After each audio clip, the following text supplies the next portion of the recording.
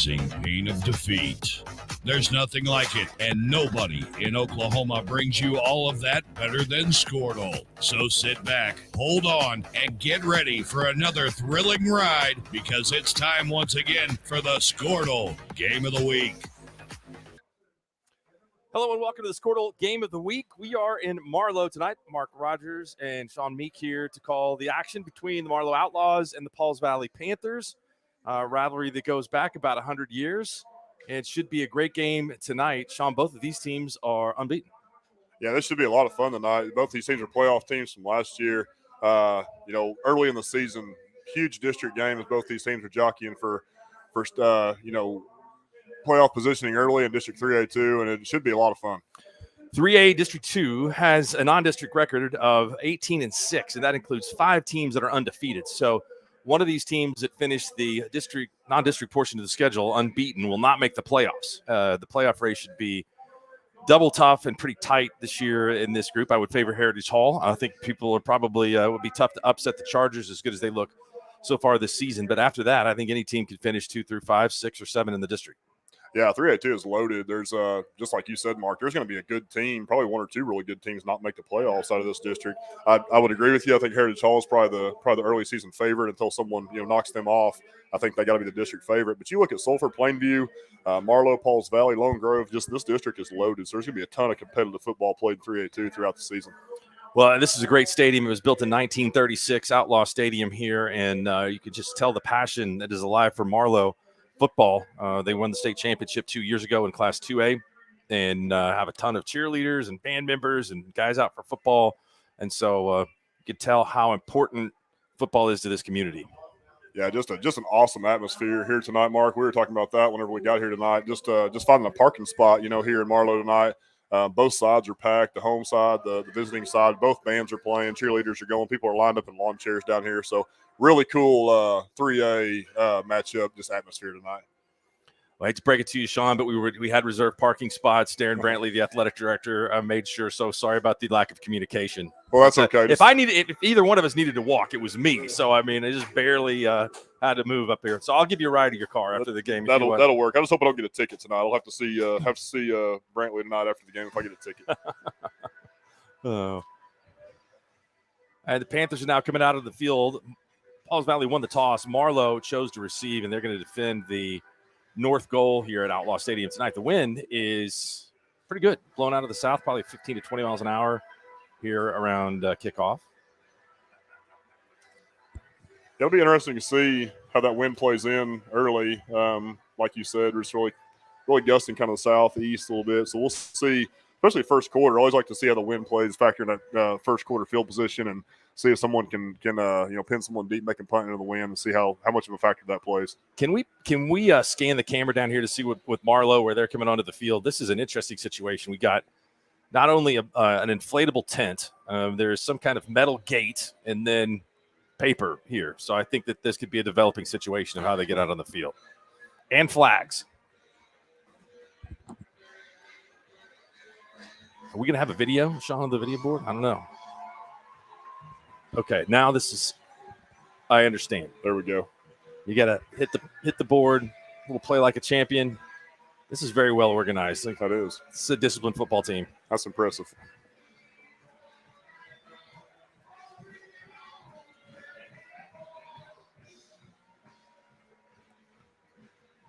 I love the classic look out of Marlow's uniform. Almost looks like Penn State. Just no names or anything, just numbers, classic, clean look. I agree. That is a nice trademark for them under their head coach, Jody Weber, who left Pauls Valley to come to Marlow. Of course, Matt Weber played for his father, Joe, brother Jody, won the state championship at Davis. And so those brothers and that family knows a lot about coaching football in this part of the state. I believe Joe Weber also coached here at Marlow.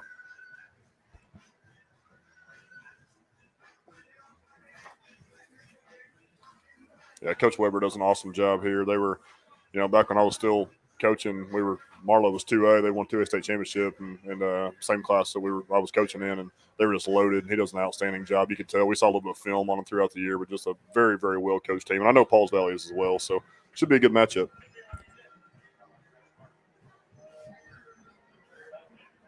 Pauls Valley really got hot at the end of last year, won some ball games, defeated Plainview, defeated Sulphur. And it's been a while since the Panthers have been undefeated at this stage of the season. Matter of fact, it's been all the way back since 2001 that Pauls Valley was 3-0. They finished that season 10-1 and were upset in the first round of the playoffs by Kingfisher in that season. But we have got a great crowd here tonight. And again, want to say thank you to all of the people here at Marlow, the superintendent, Corey Holland, who allows us to be here this evening, and Darren Brantley, the athletic director. And it's a perfect night for football. Sun is falling behind the home stands here. So we'll just have great weather tonight. Absolutely beautiful outside. I know it beats the heck out of those first couple of weeks when we were pushing kickoffs back to 8 o'clock because of the heat index. This is about perfect right here. Pablo Amaya will kick it off for the Panthers. Deep to receive for Marlow. Jacob Crossan, Rylan Ray. That's Keller Kazar. And that ball with the wind goes out of the end zone. And so Pauls Valley will defend from the 20-yard line where Marlow will have it 1st and 10. Yeah, so you see Pauls Valley taking advantage of that wind gust early and putting one in the end zone, getting a touchback. We'll see what Marlow can do starting from their own 20. Cade Gilbert is the starting quarterback for Marlow, multiple sport athlete, outstanding player. Certainly will be a key for Pauls Valley to try to slow him down this evening.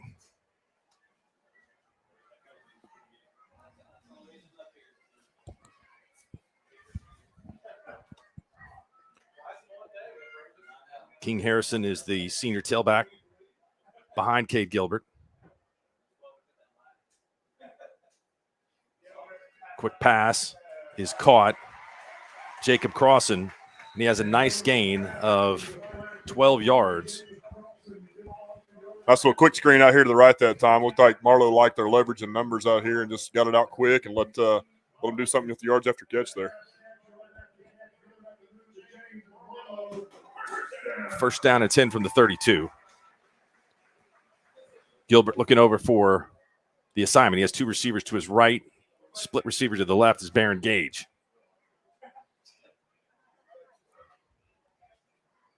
Motion from Cody Weber. And this play is blown dead.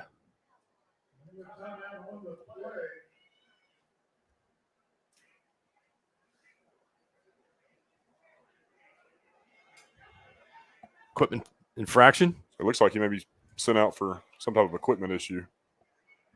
So Cody Weber, after he goes in motion across the field, comes out, and Keller Kazar will come in the slot. Knee pad issue right there, Mark. I didn't know you had to wear knee pads anymore. Well, they're big about it in the high school game, I'll tell you that. Gilbert pulls the ball out, takes it on his own. He's got running room. And a big gain for Gilbert. Nice read by Gilbert right there. Put the ball in the running back's gut, and that defensive end crashed down hard. Just nobody left outside there to contain. So 2 plays and 2 very successful plays at that. Let's give him 15 yards on the run. And that puts it 1st down and 10 at the 48. Cody Weber got his knee pads in. Gets back out there. Marlow really utilizes the entire field here. They're going to stretch out the Pauls Valley defense. Pauls Valley playing with the free safety. Grimmett walked way up. Gilbert fakes to the running back, drops straight back. He's got some running room, and that's an excellent tackle by the Panthers. Rain Major, the outside linebacker, is able to get Gilbert for a gain of only 2. Good job by Major there. If he don't make that play, Gilbert may go for another 10 or 15 yards.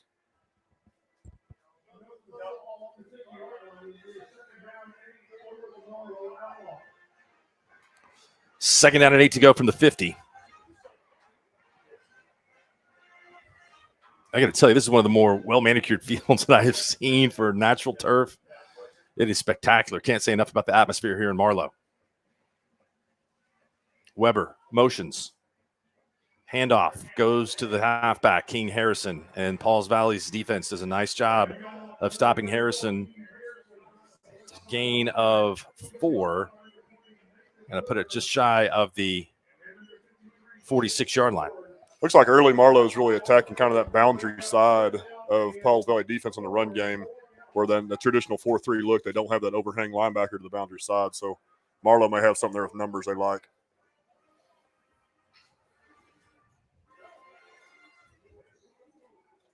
Both teams brought their bands. So 3rd down and 4. Gilbert hits Weber, and it's a first down. Nice little hitch. Skeet Jolly is there to make the tackle, but not before he picked up 7 yards, gets the ball to the 41-yard line. 5. That's good enough for the first down. Good job by Weber and Gilbert there, just knowing what they had to get, know what the sticks are. We'll stop right at the sticks, move the chains.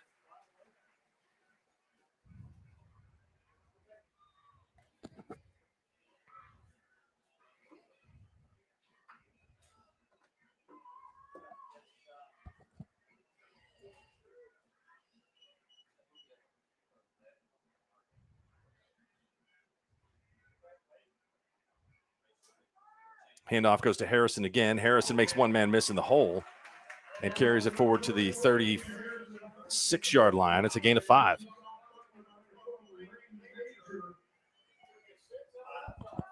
Rain Major on the tackle for Pauls Valley. That's his second in the last 3 plays.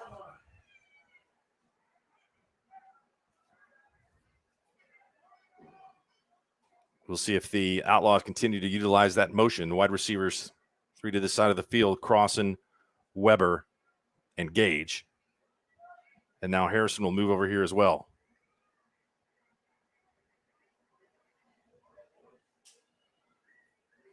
Gilbert with a nice fake to Harrison, missed tackle, and falls forward right near the sticks.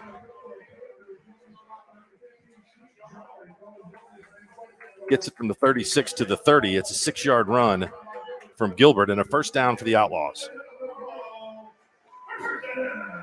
It's a big first down right here for the Pauls Valley defense. They got to do something to kind of try to win first down here and not put them in those 2nd and 4, 2nd and 5 situations. Pauls Valley has got almost all 11 men near the football. So I think they're daring the Outlaws to throw it down the field. But quarterback run game has been tough. Outlaws put a fullback in the game, Jace Hunt, senior. Gilbert is not going to get much on the play. As a matter of fact, he stopped for no gain. Almost wonder if Marlow knew they got a first down right there, to be honest with you. Good point. I think they might have thought that was 3rd and short. They did go on a quick count.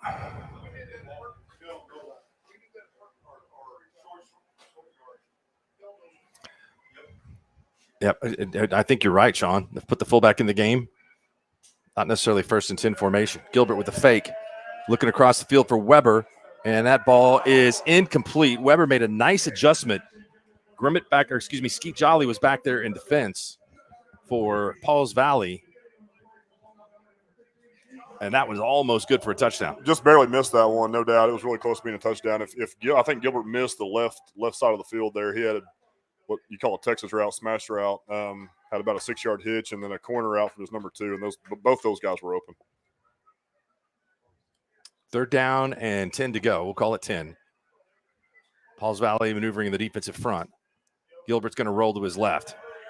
Weber's in the flat, and that ball is thrown and caught. Great reception and a nice pitch from Gilbert to Baron Gage, and a big 3rd down conversion on 3rd and 10. That picks up 14 yards for the first down. Oh, you see that play a lot on 3rd and 8, 3rd and long, just that kind of sprint out and throw that back shoulder stick route just a couple of yards past the first down marker. So hard to stop if you throw and catch on time.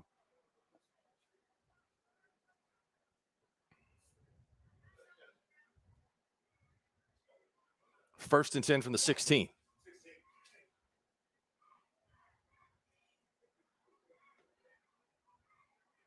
Marlow's really been in front of the chains on this drive. Oh, there's a big hit and a fumble, and Pauls Valley has it. The Panthers recover. No one there to block. And a big lick from Cooper Russell. That's check that. That's number 64 for Pauls Valley. That's Mason Barona. He's only a sophomore, 5'11", 203. That was a big physical play on the fumble.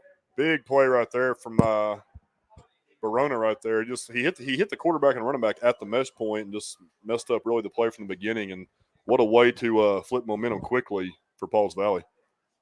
So Pauls Valley takes over 1st and 10 from the 23-yard line.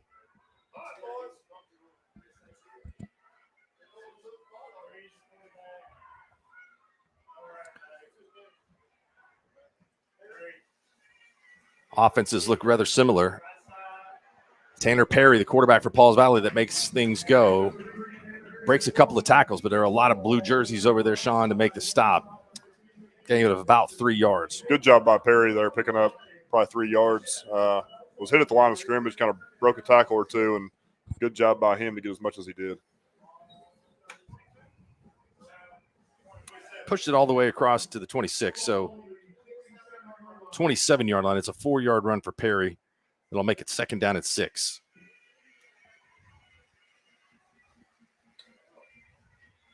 And we have a false start on the Panthers. Penalties are extremely costly in this sport, Sean. And first couple of weeks saw a ton of penalties. Now that you're in district play, would expect the teams to be playing at a little better level. Yeah, and those are things that are just, self-inflicted wounds that drive coaches crazy. Those are drive killers. You go from second, 4 or 5 to now getting back to 2nd and 11. Those are things that statistically you usually don't move the chains after those things happen.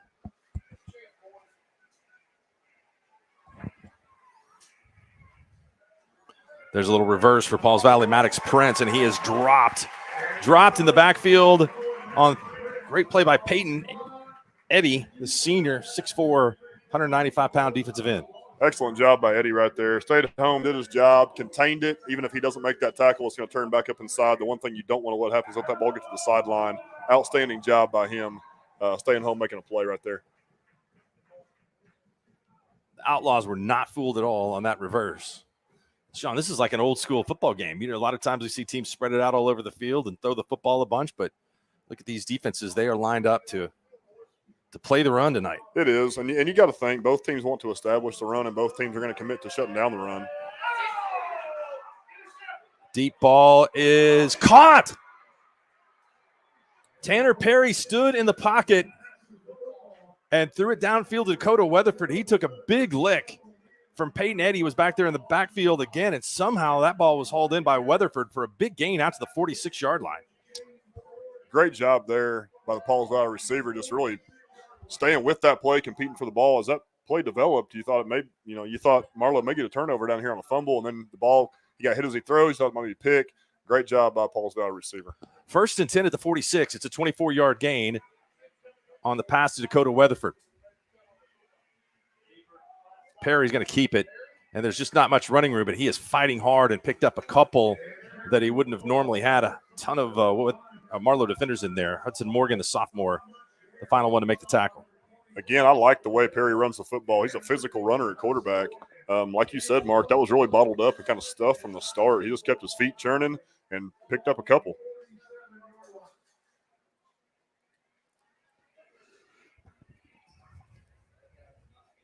We'll give you the starters on both sides of the ball here coming up.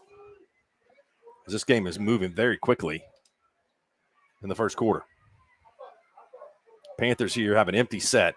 Perry, the only man in the backfield. Motion comes from Rain Major, and Major keeps the ball in the reverse. Does a nice job of lowering his shoulders and powering forward. We've got a penalty flag right at the 47-yard line. Looks like we're probably going to have a hold on Pauls Valley. Number 33, Eddie, keeps doing a great job on the edge out here, and I think they may have held him right there.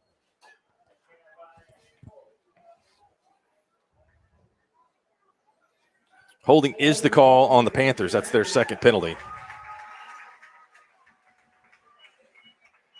It's a 10-yard infraction. So it makes it 2nd down and 19 from the 37.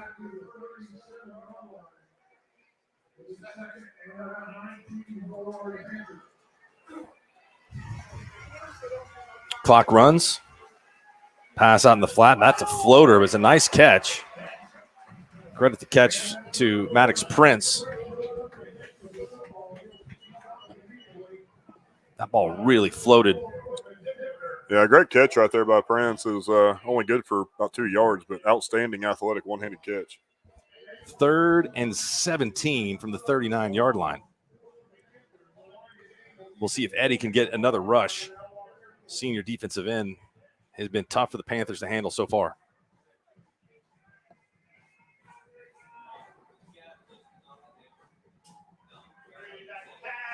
Perry has a man over the middle and breaking tackles and getting to the 50-yard line on a nice reception. The second one of the game for Rain Major. Looks like Pauls Valley's bringing in the punt team, but I'll tell you what, I'm impressed by the physicality of Pauls Valley's ball carriers and whether it be running back and quarterback, just their ability to break tackles and keep their feet moving. And very physical running. 4th down and 6 here. Is this the right call, Sean? Yeah, I think that's early in the game it is. It's a good punt. Punt is received at the 13-yard line. A couple man missed from Kizar, and Marlow is going to have to go the length of the field. We'll take a timeout here. Quick one. 2:09 to go in the first quarter. No score in the Squirtle game of the week. Alva State Bank and Trust Company. Older than Oklahoma. Big enough to serve you and small enough to know you. We've been around since 1901, proudly serving the communities of Northwest Oklahoma and Southern Kansas. We are making banking easy. Whether you're at home, in the office, or waiting for the next quarter to start, our online or mobile banking options help you to juggle busy schedules and financial needs. So stop by and see us at any of our... Welcome back. Quickly back underway. Clayton Robinson is the tailback behind Gilbert for the Outlaws. Going to be a quick pass. That ball was read very well and a dangerous toss. Maddox Prince was not fooled. He snuck in there and defended that pass. It's a completion the first of the game for the Outlaws. Second of the game. Sure, the same play we saw Marlow open up their first offensive drive with, and that time Prince, the corner, played it way more aggressively, really broke on the ball as soon as he saw the quarterback's hand come off of it. We'll see if Marlow comes back with a deep ball later in the game, just based on how aggressively corners are starting to play that. Good point. Very good point. And again, especially the deep ball, when you look at the alignment for the Panthers, Grimmett is the free safety in. He is less than 10 yards down the field. Robinson goes for 3 on 2nd and 10. Absolutely. They're definitely dedicating Grimmett way more to the run game than they are any pass responsibilities right now. So Marlow should have some opportunities downfield if they want to take them. Grimmett is an excellent 3-sport athlete for the Panthers. Basketball and track.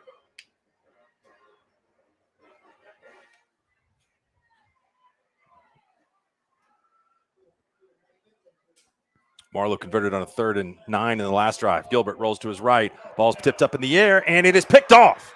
The second turnover for the Outlaws. Coming up to get that tip pass is Skeet Jolly. And Pauls Valley takes over in Marlow territory at the 32-yard line. We talked before the game started, Mark, about field position and what role that would play. Really looked like first drive, Marlow offense moved the ball so well. But right now, Pauls Valley's been able to kind of combat that and flip the momentum and win the field position battle.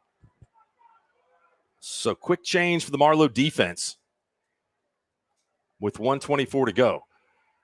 Noah Olgwin is the halfback. Olgwin takes the handoff, running right. Running forward is across the 30-yard line, but pushed back as he met resistance right there. It's a gain of 3. That play was blocked pretty well by Pauls Valley up front and on the perimeter with their receivers too. Marlow's defense doing a really good job of leveraging, making the ball go where they want to go, make sure it doesn't get to the sideline. Maybe a little bit indecision for the quarterback there as he waited for something to open up. This one, sweep goes to Olgwin, and again, pretty good defense by Marlow. Give him another 3 yards. Pauls Valley's showing a ton of different run looks up front offensively. That time they pitched it away from the poles, from the counter pole to the right. The previous play, they ran kind of a quarterback power read. So they're showing a bunch of run game to the poles, away from the poles, a bunch of things for Marlow defense to recognize. 21 seconds to go. It's 3rd and 4 here. They've got the wind at their back if they potentially would like to try a field goal. This clock is ticking here, and so we'll see if they lose the advantage of having the wind at their back. This might be a time where Coach Raper might want to call a timeout. There will be none. Quarterback Perry keeps it, and that's great defense right there on the edge from the Outlaws. The stop made by Lawson Knox.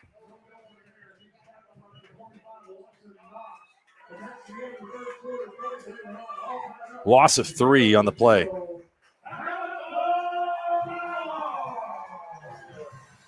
That's the end of a very, very quickly played first quarter. Squirtle game of the week from Marlow. It's the Outlaws 0, the Panthers 0. We're back with the start of the second right after this. Anger, anxiety, worry, and disbelief.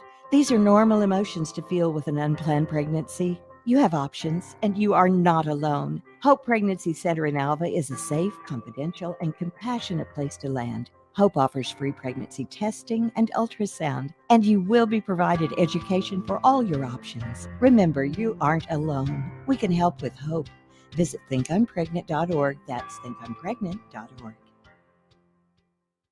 Dr. Devin Nightingale is your chiropractic choice in North Edmond with easy access from Cashion, Guthrie, Luther, and all the Oklahoma City surrounding areas. As a former college athlete, Dr. Nightingale understands the importance of a fully functioning body to gain that competitive edge. Also certified in prenatal and pediatric treatments, Dr. Nightingale sees all types of patients, ranging from 2 weeks old to 97 years old. We offer conservative treatments to get you back in the game, whether you're a weekend warrior or a professional athlete. So give us a call at 405-471-5565 for a free consultation today.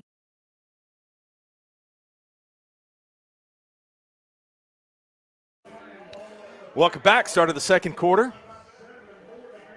Pauls Valley, 4th down and 6, 7 to go. 4th and 7.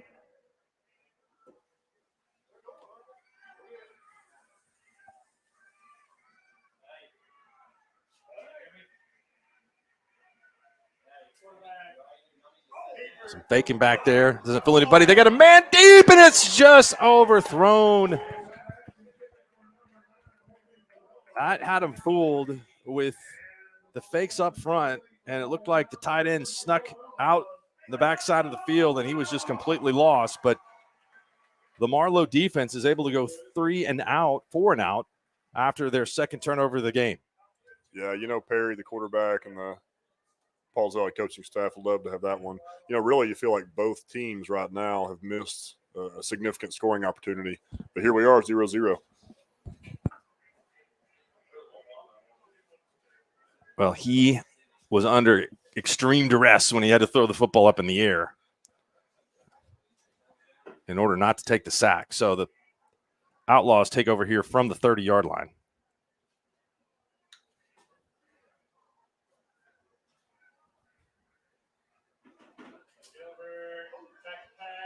Seems like they gained a couple of yards on that. Nice pass from Gilbert. Gets it over the middle to his intended receiver, Baron Gage, and Gage is finally tackled at the 32-yard line. It's a big gain of 38 yards. Great ball right there from Gilbert, just allowing him to downfield throw, put it on him, put it in him in a way that he can do something with it after the catch. 38 yards from Gilbert to Gage. 1st and 10 from the Pauls Valley 32-yard line.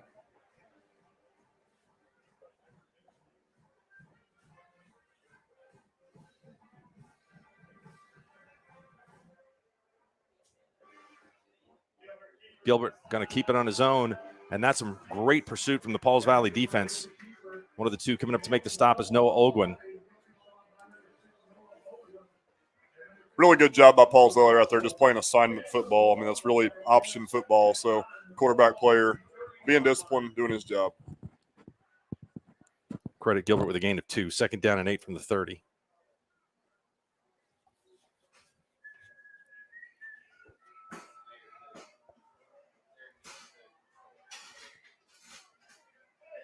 Motion from Crossan.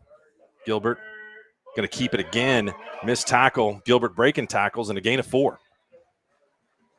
Tough run. I've talked about being impressed with Perry, the Pauls Valley quarterback, his physical running. Gilbert's really cut from the same cloth. Both these guys are physical quarterbacks.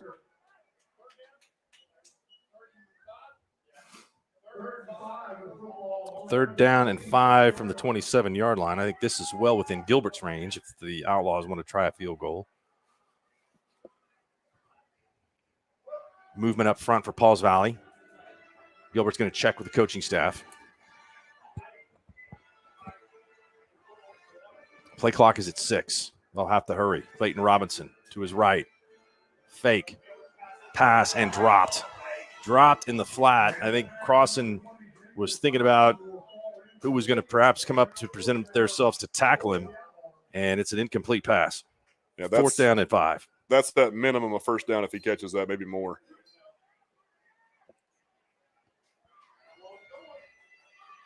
A little bit of a decision time here. I mean, it's a long field goal, even with the wind.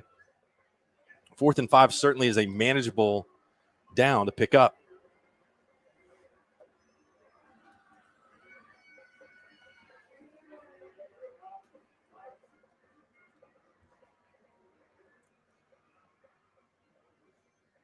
Motion from Weber. Gilbert's going to roll to his left. Got an out route, and it is incomplete, and that will be a turnover on downs. We saw a similar play call there again that we saw from Marlow earlier, sprint out, throwing that back shoulder sticker out, and what they completed earlier in the first quarter just missed it that time.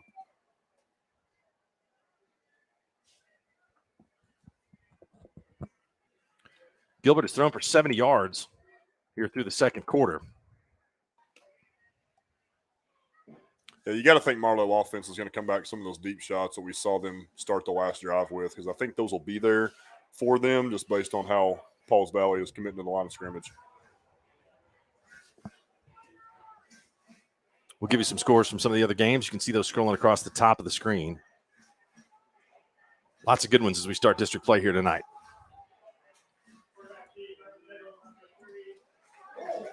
Good defense from the Outlaws. Again, Pauls Valley is not winning many battles on the line of scrimmage so far.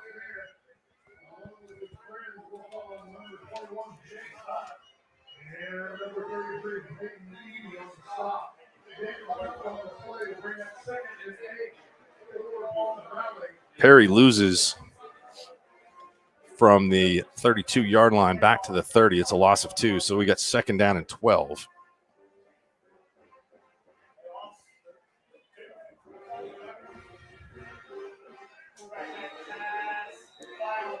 We've got a penalty marker down. This will be the third penalty of the game on the Panthers. Here's how the Panthers look on the offensive side of the ball. The quarterback is Tanner Perry, a junior, 5'8", 175. Rain Major, the running back. Dakota Weatherford, Maddox Prince, John Grimmett, and George Fabella, or Jorge Fabella, are the wide receivers. The offensive line, Cooper Russell and Tyler Wood are the tackles.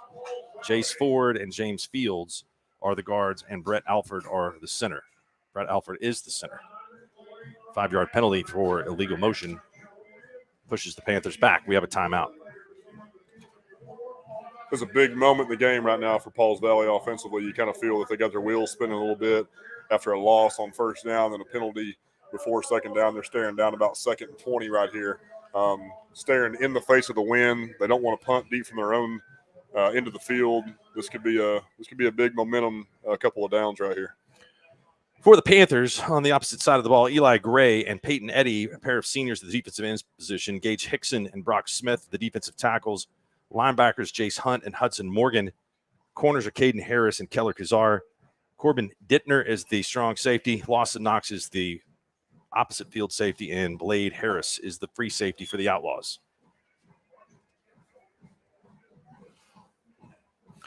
Big battle in Class 6A Division I tonight. There's a couple of really good games. Bixby and Norman North. Top-ranked Spartans are on top 15-0 in the first quarter. The Moore War. Westmore up on Moore 10-3. Second down and 17 to go for the Panthers. Perry takes it himself and is able to pick up all of that penalty yardage to put him in a position of third down and 10. A couple of nice fakes for Tanner Perry to pick up 7. I like the call right there. Quarterback draw. Showed Marlow a little something different than what they've seen so far. Nice pickup from Perry on second down.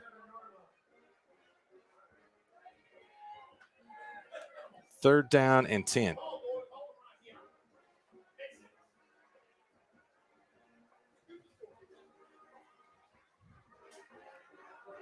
Perry under pressure. He's able to get out of it and able to push the ball forward. It's only a gain of about 6, and this Marlow defense is very fast, making a lot of plays out there.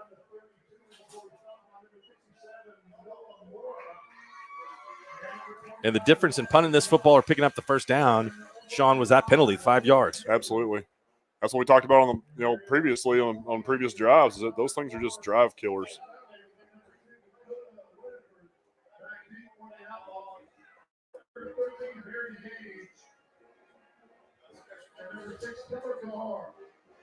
This punt off the side of the Panthers punter's foot, and it takes a bounce straight up and then rolls back, and it looks like Marlow is going to have the football in Pauls Valley territory, and it will be 1st and 10 from the Panthers 49.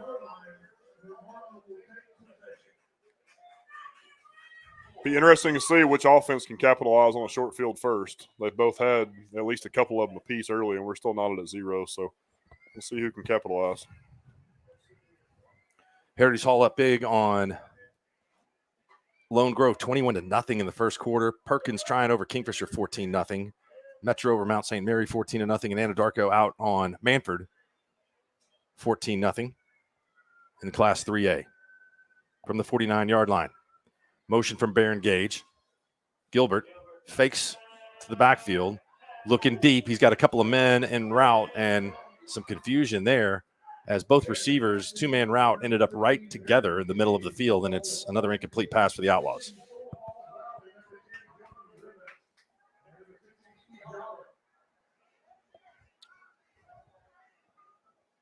Yeah, it's hard to tell what happened there, Mark. Usually if you got 2 vertical routes going down, one of them's going to take it towards the goalpost, the other one's going to stay on the hash. I don't know if they mixed up on whose assignment was whose. King Harrison, the running back.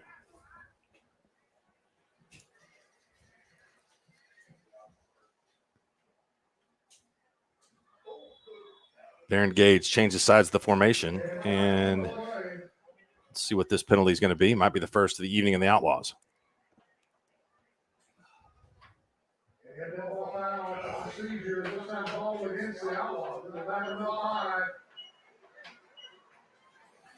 Move it from the 49 back to the 46-yard line.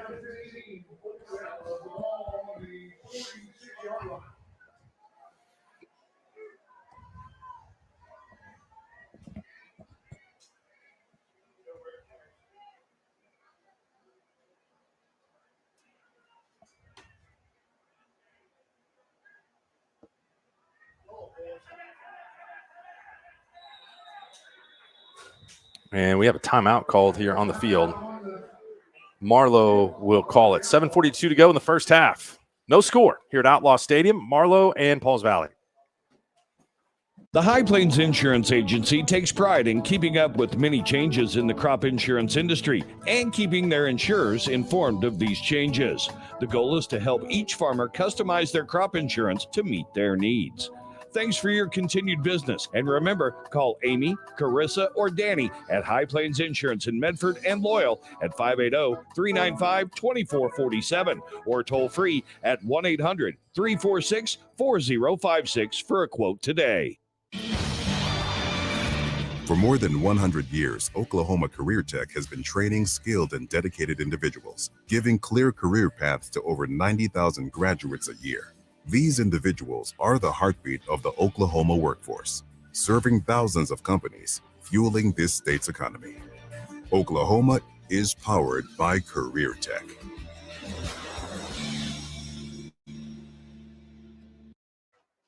Welcome back. The Outlaws are ready to roll right here after the timeout.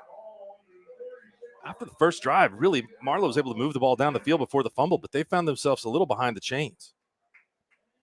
Yeah, and some of that's been self-inflicted. Both teams have to clean up pre-snap penalties.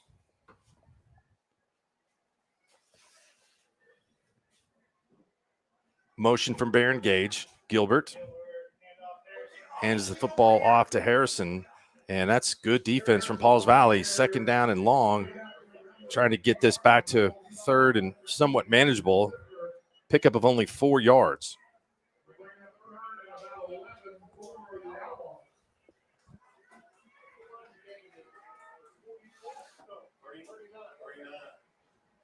So the defense really is taking over, Sean, in this game. They have, like you said, Marlow was doing kind of whatever they wanted to first drive, running the ball well. Pauls Valley's done a good job of neutralizing the run on second and third possession. Gilbert's going to roll to his right. He's got some time, and he's going to go deep. He's got a man down there. It's caught. What a catch at the 10-yard line. Jacob Crossan. Play was well covered by the Panthers, but Crossan made a nice adjustment with his body and is able to haul it in for a 40-yard gain. Great catch by Crossan. I think they're going to get Marlow on a hold out here. Wow, it's going to wipe it out. I think the right offensive tackle kind of tackled Pauls Valley's defensive end as Gilbert was escaping the pocket. That is a tough break. He did have a lot of time. It got caved in over there on the right side, Sean, so I didn't see what happened to give him that much time to roll out, but that was a heck of a catch by Crossan. Yeah, it was a great play, and they're going to get Marlow on a hold here, I think.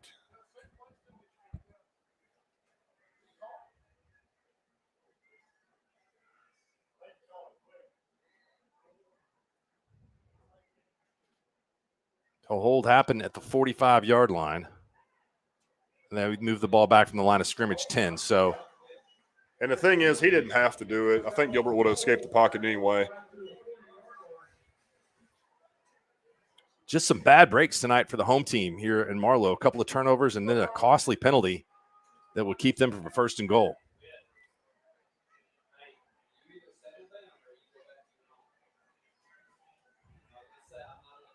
Gilbert going to throw across the middle again, and that ball is intercepted.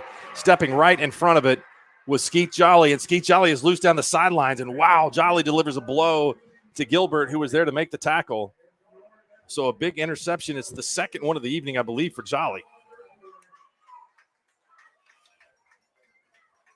Yeah, third total for the Pauls Valley defense tonight. I believe you're right, second by Jolly. Again, Pauls Valley offense finds himself with a short field. Both teams have started here in their opponent's territory in the last couple of drives and have not been able to capitalize with putting any points on the board. So it's first down and 10 to go from the 37-yard line.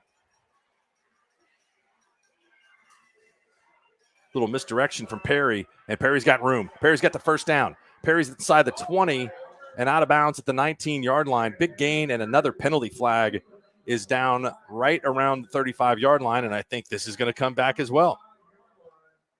I do like the play design there from Pauls Valley offensively. They showed a little speed option fake down here to the field, then blocked quarterback counter back up to the boundary, and got the whole Marlow defense flowing towards that speed option look.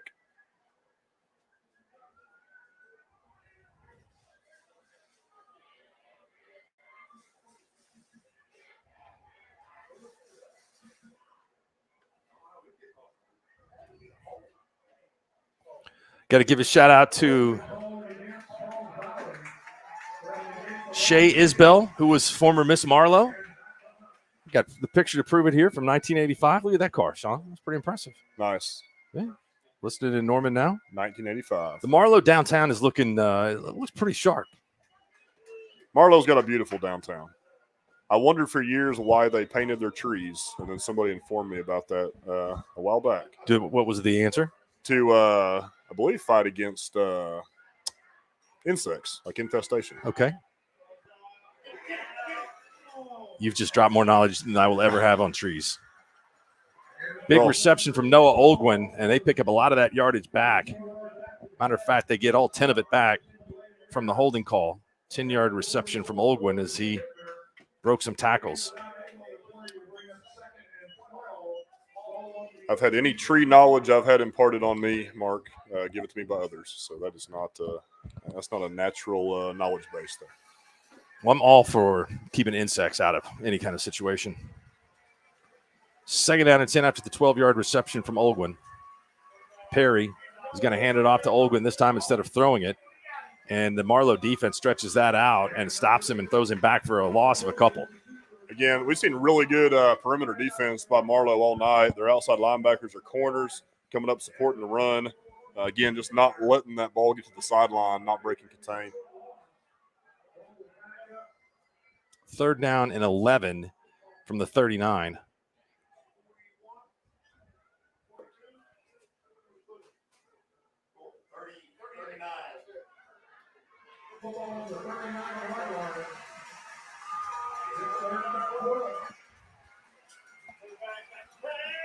Ball over the middle. What a great catch and a first down. A toss from Tanner Perry to Maddox Prince, and it goes for the required yardage and a couple more. That ball was thrown in there right where it needed to be. And let's see, this may not be a first down. It's about a half-yard shy. Yeah, it looks like they're going to mark it just a little bit short, but my gosh, what a throw by Perry as he's getting ready to take a hit.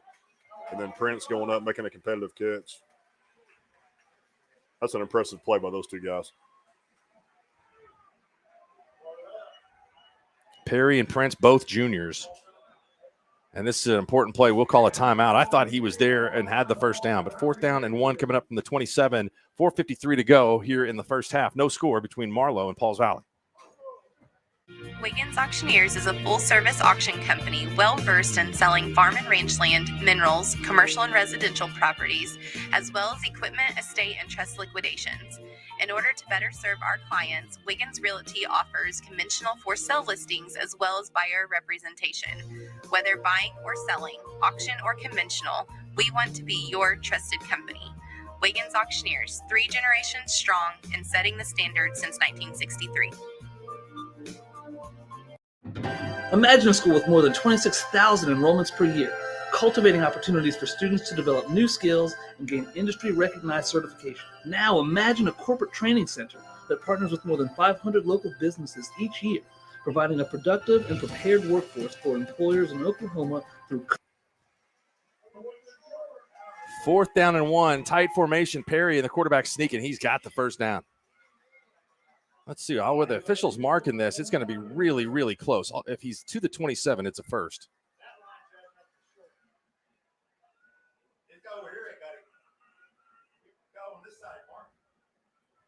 I may have a measurement here. I think he's got it. I think he's got it, but it's going to be tight. First down. No need for the measurement.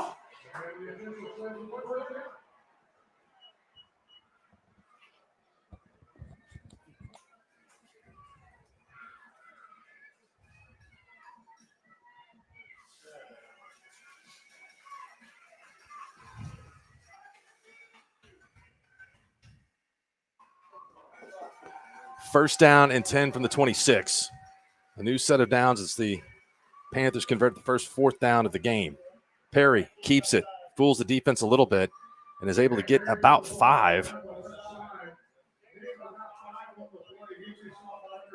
We've seen a big difference on this drive, though, Mark. Pauls Valley offensively being able to establish some run game on first down and pick up 4, 5, 6 on first down and put them in second mid.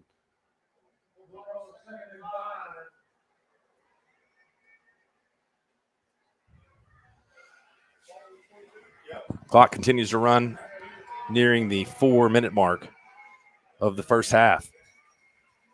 3 Marlow turnovers, a fumble, and 2 interceptions have been very costly. Good defense from the Outlaws. Coming up to make the stop on that play is the linebacker, Jace Hunt, the senior.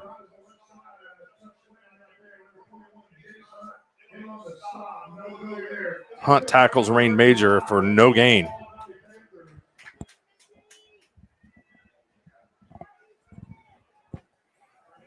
Third down and 5.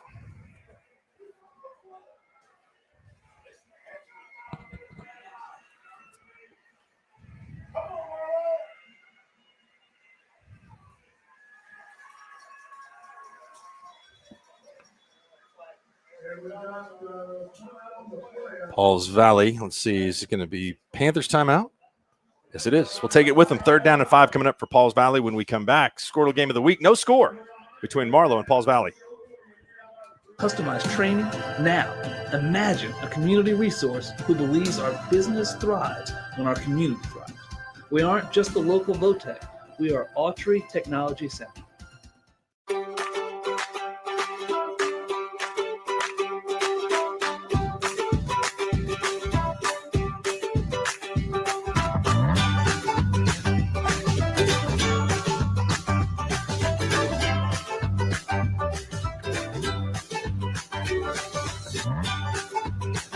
Stream with Oklahoma's #1 high school streaming service, Squirtle.tv. Find out more at squirtle.com/stream.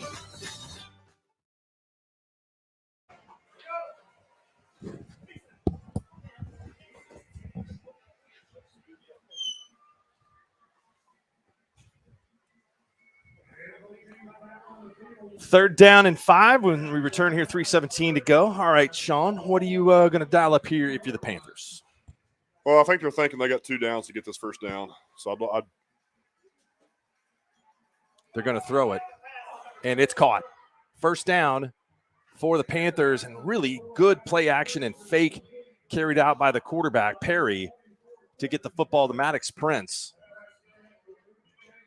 And it puts the football at the 10-yard line, gain of 11. really good job by Pauls Valley going with play action pass right there to move the chains. I'm sure Marlow's getting the ball after halftime. I'm sure Pauls Valley would be content with grinding as much time off this clock as possible and punching one in. No, that's exactly right. Pauls Valley has a chance to double up here.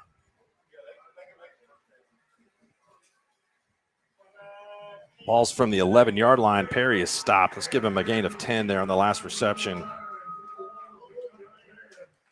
Perry is no gain. Stopped. 2nd and 10 from the 11.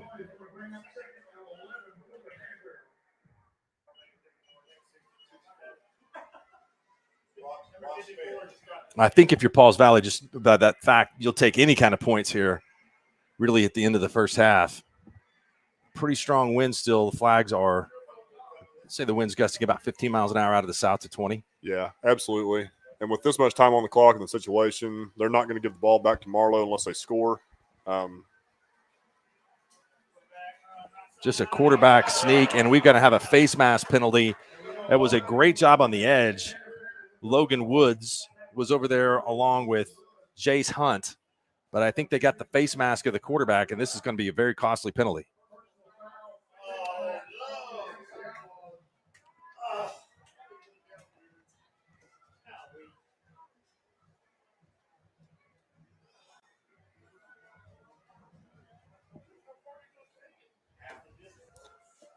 It's going to be a first down, Pauls Valley. They're going to have the ball about the 5-yard line.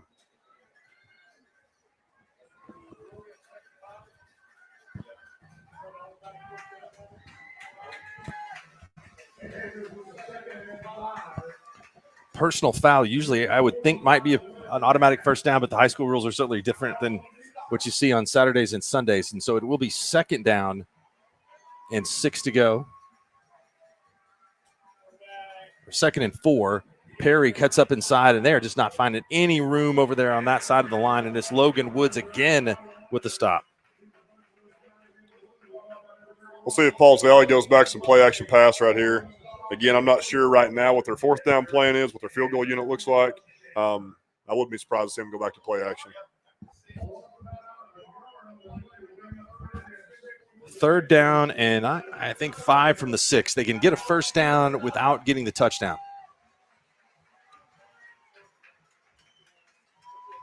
Play clock is at 10.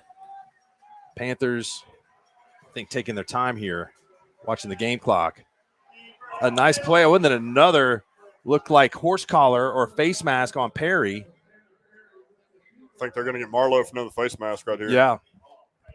Or a horse collar. You could tell it was either the back of the jersey, but really Perry's head snapped around. Yeah, you can definitely see Perry's head snap around there at the point of contact.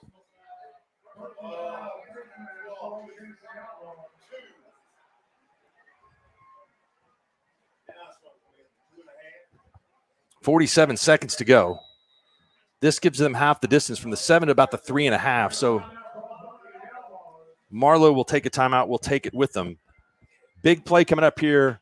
Under a minute to go in the first half for the Pauls Valley Panthers facing a 3rd down. It's the Squirtle game of the week from Marlow. Are you looking for a local, reliable propane provider? Earnhardt Oil and Propane has been serving customers throughout Oklahoma since 1971. Let them tailor a pricing option to fit your budget. Avoid winter price spikes with easy pay, steady, predictable monthly payments you can count on. Need more fuel options? They also offer bulk fuel delivery, DEF, lubricants, and supplies for your business, all at competitive prices. For reliability 3 generations strong, call Earnhardt Oil and Propane at 866-270-1279 or visit www.earnhardtpropane.com. Is your spouse's snoring becoming an issue? Have you been told that you need a sleep study but refuse to go into a sleep lab? Then NextGen Sleep is here to help with our innovative solution for the evaluation, testing, and treatment of sleep apnea. NextGen is proud to offer this FDA-approved, convenient, and affordable solution that can be done all from the comfort of 3rd down and 2 for Pauls Valley. Perry pulling. It's a trap. Is he into the end zone? Touchdown. Pauls Valley scores first on a 3-yard run from the quarterback Tanner Perry. Extra point pending. It's Panthers 6, Outlaws 0. Good job by Perry right there, getting behind his pulling guard. Ran a little GT pull right there, getting behind his guard and tackle, just letting them do the work and leaning in behind those guys, getting in the end zone.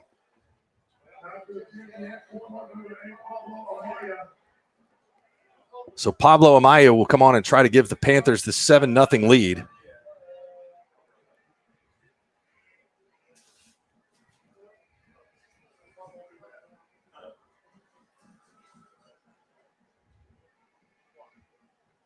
Snap is good, and Amaya boots it through for the extra point. 42 seconds to go in the first half. Pauls Valley strikes first here in Marlow. The Panthers lead 7-0. Is your spouse's snoring becoming an issue? Have you been told that you need a sleep study but refuse to go into a sleep lab? Then NextGen Sleep is here to help with our innovative solution for the evaluation, testing, and treatment of sleep apnea. NextGen is proud to offer this FDA-approved, convenient, and affordable solution that can be done all from the comfort of your own home. Call today to get started. 405-308-3324 or email us at information@nextgensleep.com.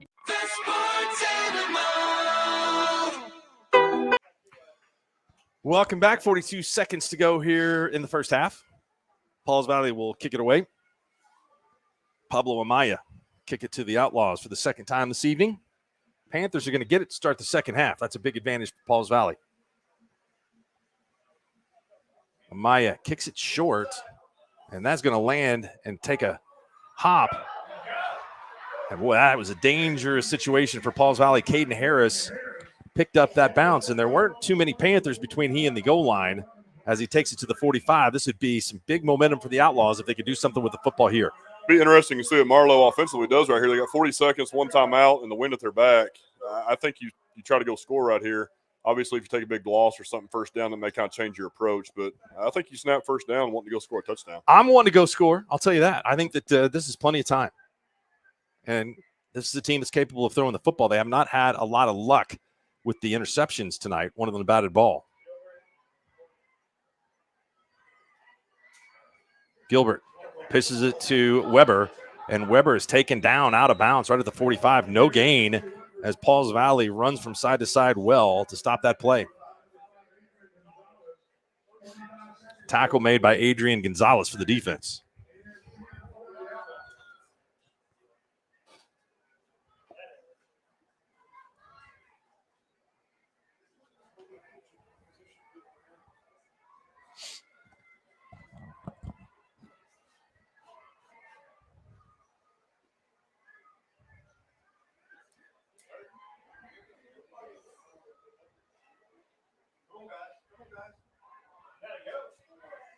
Three seconds on the shot or on the play clock.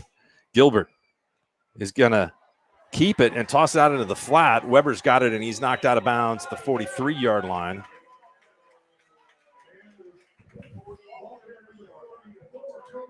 I've been waiting for Marlow to come back with a little swing pass from Gilbert off the quarterback read.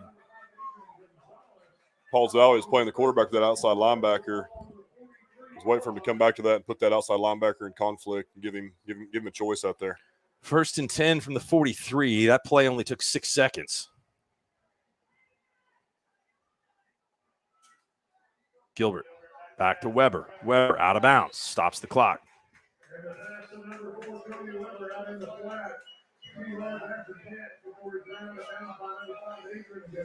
I like the approach right now from Marlow offensively, doing something they can eat up 5, 6, 7 yards at a time, get the ball to the sideline, not have to use your timeouts.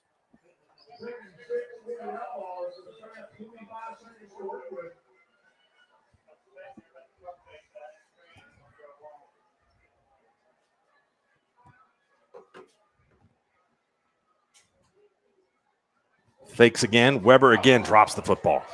A couple of costly drops for the Outlaws tonight. 3rd down and 6 to go from the 39.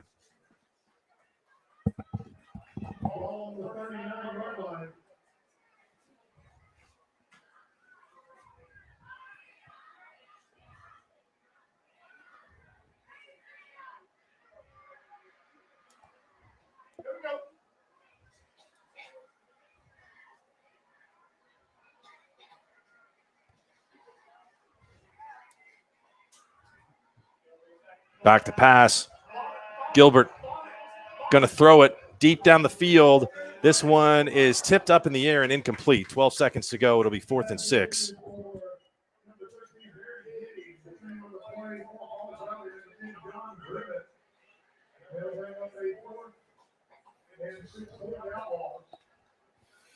No harm here in going for this. Yeah, I think Marlow takes one more deep shot right here. Like you said, Mark, not a whole lot to lose here. 12 seconds left in the half.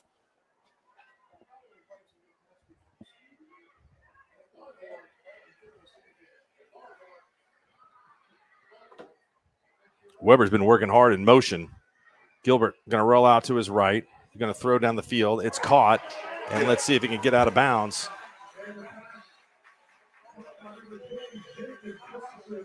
Crossan makes the catch, and let's see if they can potentially get the field goal team out there. They're going to have a timeout. Crossan makes the catch at the 20-yard line, so it's a gain of 19.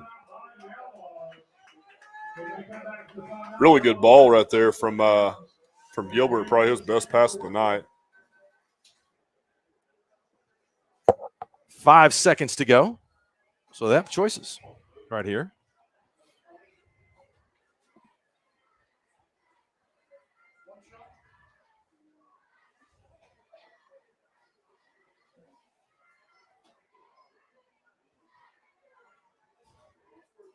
Saw Gilbert taking some practice kicks on air out here, so they may be lining up the field goal. Give you some other scores going on right now. It's Broken Arrow all over Southmore, 38-0. Edmond North 14, Norman 12. It's in the second quarter. Bixby is just taking no prisoners in Oklahoma high school football. They lead Norman North 32-0 in the first half. Mustang on top of UConn, 28-7. Santa Fe leads Memorial 19-0. Union 14, Owasso 8. Rematch of last year's playoff game at Class 6A Division II in the quarterfinals. Semifinals. Jinx on top of Edmond 35-0, and they're all tied at 10 in the Moore War. Gilbert will take this field goal. It'll be a 37-yard attempt. The kick is down to almost blocked, but this looks like it could be good, and it is good. 37-yard field goal from Gilbert to put the Outlaws on the board for the first time. We've reached half here at the Squirtle Game of the Week. It's Pauls Valley 7, Marlow 3. We'll return with the second half after this. At Maples Nixon Diesel Horse, we've helped a lot of people, and our goal was to treat each and every person like a friend. And as a friend, we've got your back always. We understand what you're going through. Being lawyers is what we do, but it's not all that we are. We care. We'll stand beside you throughout the entire legal process, not just as lawyers, but as your friends. We are Maples Nixon Diesel Horse, and we are here to help. This is Game Time. Neptune Game Time creates a high-energy game day atmosphere that your players and fans will love. Every song in our database is 100% lyric safe, which means you can stop screening music for good. Game Time also provides custom messaging to help you promote your upcoming events, concessions, and event-specific announcements. And it gives you the opportunity to sell sponsorships on your station that will generate revenue for your athletic department. Amp up your game day with Game Time. Is your school or booster club looking for ways to fundraise? Let Downtown Threads create a custom website to showcase all your school apparel. You pick the design and the garment, we do the rest. We will handle all the payments and cut you one check when the website is closed. Call today, 580-237-7060. Downtown Threads, proudly supporting all local high school athletes.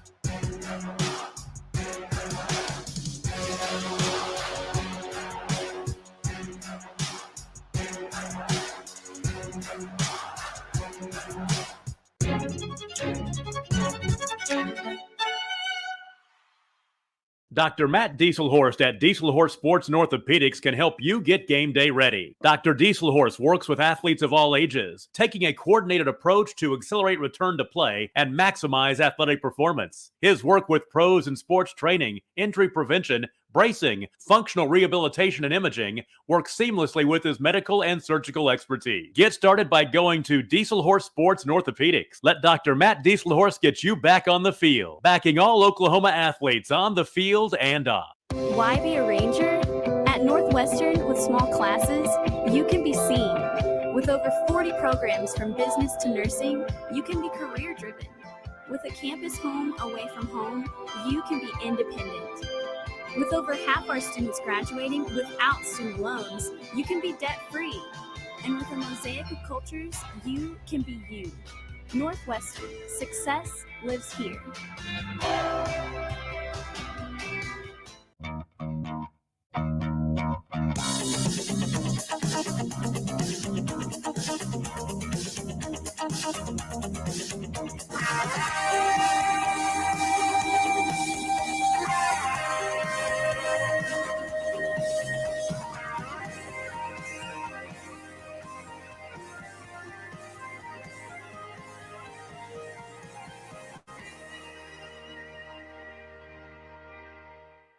Born and raised in Edmond, Oklahoma, Trevor Randall is very familiar with the area and the Oklahoma economy.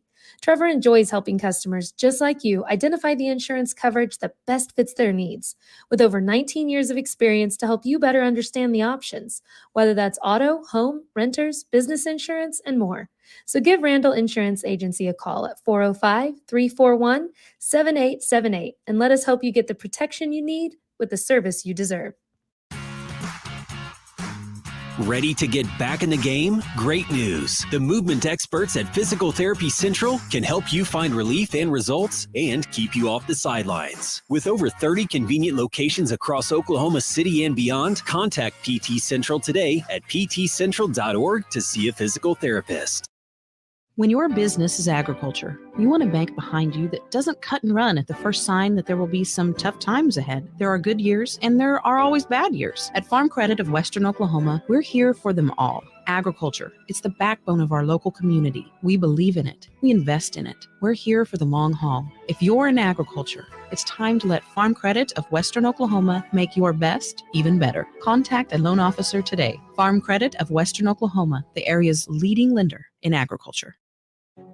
Electricity, that's what we've been about since 1936. Since then, Cimarron's mission of bringing electricity to its members has been nothing short of successful. But over the years, it's become more than that.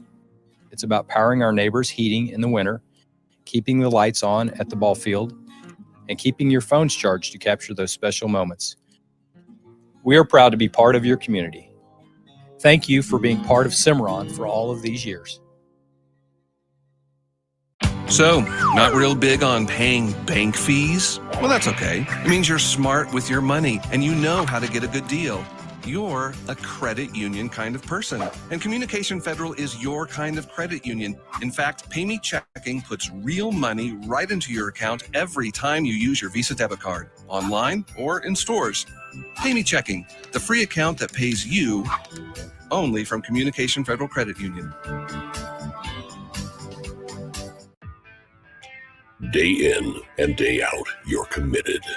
Every practice, every training, every game, every meet, you put in the work. Your fans may not see it, but you do. You have a story to tell, a personal brand, a career to launch, and an audience to connect with. Take control of your story with Athleon.co. You're doing the work. You deserve to benefit from it. Alva State Bank and Trust Company. Older than Oklahoma, big enough to serve you and small enough to know you. We've been around since 1901, proudly serving the communities of Northwest Oklahoma and Southern Kansas. We are making banking easy. Whether you're at home, in the office, or waiting for the next quarter to start, our online or mobile banking options help you to juggle busy schedules and financial needs. So stop by and see us at any of our locations in Alva, Burlington, Freedom, Enid, and Kiowa, Kansas. We plant roots where others have branches. Equal Housing Lender, member FDIC. Anger, anxiety, worry, and disbelief, These are normal emotions to feel with an unplanned pregnancy. You have options, and you are not alone. Hope Pregnancy Center in Alva is a safe, confidential, and compassionate place to land. Hope offers free pregnancy testing and ultrasound, and you will be provided education for all your options. Remember, you aren't alone. We can help with hope. Visit thinkimpregnant.org. That's thinkimpregnant.org. Dr. Devin Nightingale is your chiropractic choice in North Edmond with easy access from Cashion, Guthrie, Luther, and all the Oklahoma City surrounding areas. As a former college athlete, Dr. Nightingale understands the importance of a fully functioning body to gain that competitive edge. Also certified in prenatal and pediatric treatments, Dr. Nightingale sees all types of patients, ranging from 2 weeks old to 97 years old. We offer conservative treatments to get you back in the game, whether you're a weekend warrior or a professional athlete. So give us a call at 405-471-5565 for a free consultation today. The High Plains Insurance Agency takes pride in keeping up with many changes in the crop insurance industry and keeping their insurers informed of these changes. The goal is to help each farmer customize their crop insurance to meet their needs. Thanks for your continued business. And remember, call Amy, Carissa, or Danny at High Plains Insurance in Medford and Loyal at 580-395-2447 or toll free at 1-800-346-4056 for a quote today. For more than 100 years, Oklahoma Career Tech has been training skilled and dedicated individuals, giving clear career paths to over 90,000 graduates a year. These individuals are the heartbeat of the Oklahoma workforce, serving thousands of companies, fueling this state's economy. Oklahoma is powered by Career Tech.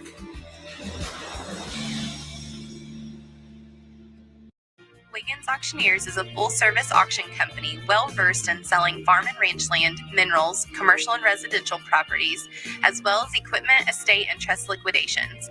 In order to better serve our clients, Wiggins Realty offers conventional for-sale listings as well as buyer representation. Whether buying or selling, auction or conventional, we want to be your trusted company. Wiggins Auctioneers, 3 generations strong and setting the standard since 1963.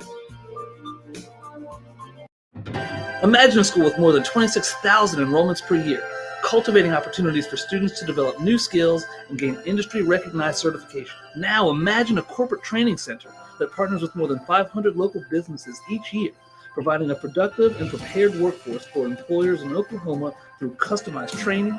Now, imagine a community resource who believes our business thrives when our community thrives. We aren't just a local VOTEC, we are Autry Technology Center.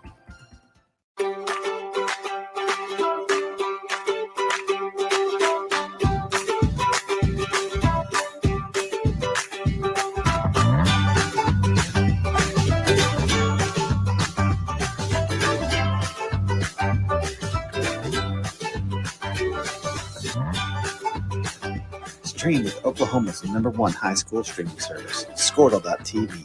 Find out more at Squirtle.com/stream. Are you looking for a local, reliable propane provider? Earnhardt Oil and Propane has been serving customers throughout Oklahoma since 1971. Let them tailor a pricing option to fit your budget. Avoid winter price spikes with easy pay, steady, predictable monthly payments you can count on. Need more fuel options? They also offer fuel delivery, DEF, lubricants, and supplies for your business, all at competitive prices. For reliability 3 generations strong, call Earnhardt Oil and Propane at 866-270-1279 or visit www.earnhardtpropane.com. Is your spouse's snoring becoming an issue? Have you been told that you need a sleep study but refuse to go into a sleep lab? Then NextGen Sleep is here to help with our innovative solution for the evaluation, testing, and treatment of sleep apnea. NextGen is proud to offer this FDA-approved, convenient, and affordable solution that can be done all from the comfort of your own home. Call today to get started. 405-308-3324 or email us at information@nextgensleep.com. Each and every person like a friend. And as a friend, we've got your back always. We understand what you're going through. Being lawyers is what we do, but it's not all that we are. We care. We'll stand beside you throughout the entire legal process, not just as lawyers, but as your friends. We are Maples, Nix, and Diesel Horst, and we are here to help. This is Game Time. Neptune Game Time creates a high-energy game day atmosphere that your players and fans will love. Every song in our database is 100% lyric safe, which means you can stop screening music for good. Game Time also provides custom messaging to help you promote your upcoming events, concessions, and event-specific announcements. And it gives you the opportunity to sell sponsorships on your station that will generate revenue for your athletic department. Amp up your game day with Game Time. Is your school or booster club looking for ways to fundraise? Let Downtown Threads create a custom website to showcase all your school apparel. You pick the design and the garment, we do the rest. We will handle all the payments and cut you one check when the website is closed. Call today, 580-237-7060. Downtown Threads, proudly supporting all local high school athletes.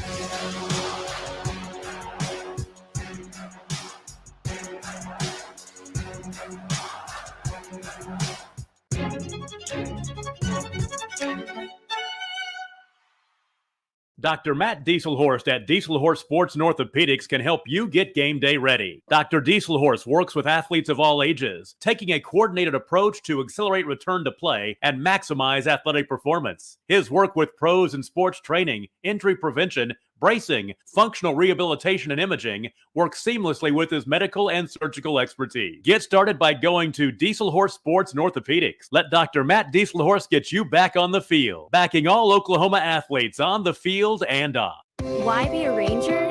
At Northwestern, with small classes, you can be seen. With over 40 programs from business to nursing, you can be career-driven. With a campus home away from home, you can be independent. With over half our students graduating without student loans, you can be debt-free. And with a mosaic of cultures, you can be you.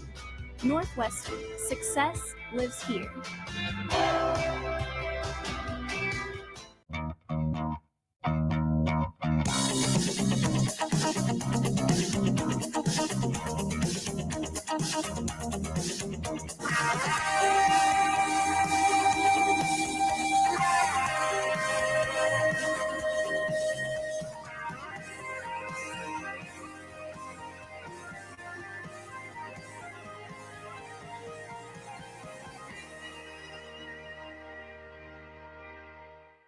Born and raised in Edmond, Oklahoma, Trevor Randall is very familiar with the area and the Oklahoma economy.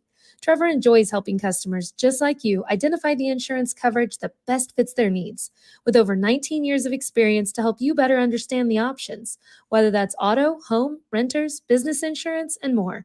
So give Randall Insurance Agency a call at 405-341-7878 and let us help you get the protection you need with the service you deserve.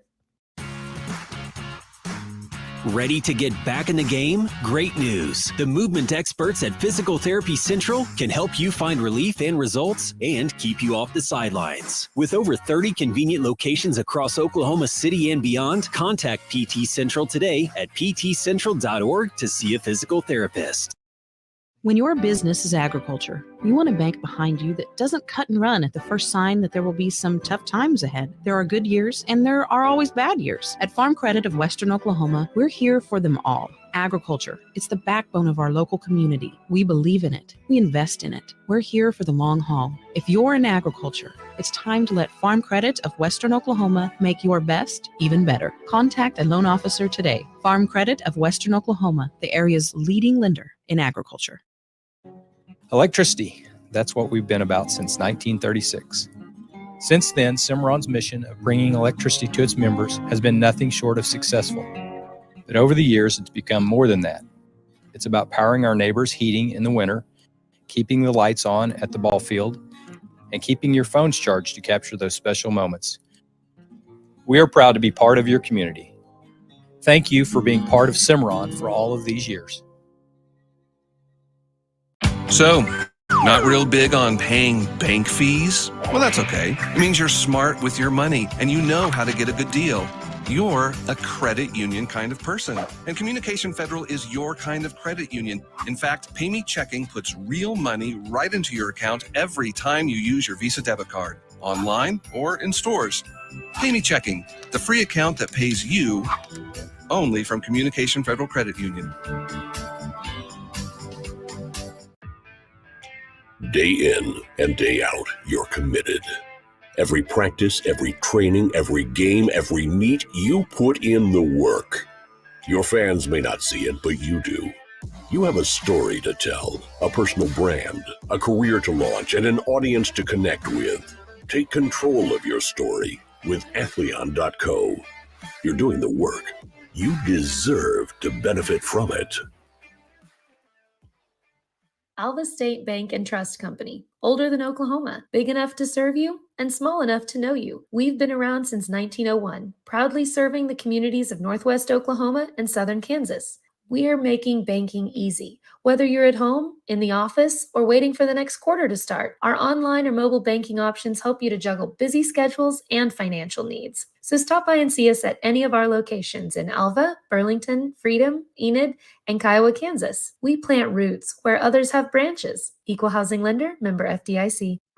Anger, anxiety, worry, and disbelief, these are normal emotions to feel with an unplanned pregnancy. You have options, and you are not alone. Hope Pregnancy Center in Alva is a safe, confidential, and compassionate place to land. Hope offers free pregnancy testing and ultrasound, and you will be provided education for all your options. Remember, you aren't alone. We can help with hope. Visit thinkimpregnant.org. That's thinkimpregnant.org. Dr. Devin Nightingale is your chiropractic choice in North Edmond with easy access from Cashion, Guthrie, Luther, and all the Oklahoma City surrounding areas. As a former college athlete, Dr. Nightingale understands the importance of a fully functioning body to gain that competitive edge. Also certified in prenatal and pediatric treatments, Dr. Nightingale sees all types of patients, ranging from 2 weeks old to 97 years old. We offer conservative treatments to get you back in the game, whether you're a weekend warrior or a professional athlete. So give us a call at 405-471-5565 for a free consultation today. The High Plains Insurance Agency takes pride in keeping up with many changes in the crop insurance industry and keeping their insurers informed of these changes. The goal is to help each farmer customize their crop insurance to meet their needs. Thanks for your continued business. And remember, call Amy, Carissa, or Danny at High Plains Insurance in Medford and Loyal at 580-395-2447 or toll free at 1-800-346-4056 for a quote today. For more than 100 years, Oklahoma Career Tech has been training skilled and dedicated individuals, giving clear career paths to over 90,000 graduates a year. These individuals are the heartbeat of the Oklahoma workforce, serving thousands of companies, fueling this state's economy. Oklahoma is powered by Career Tech.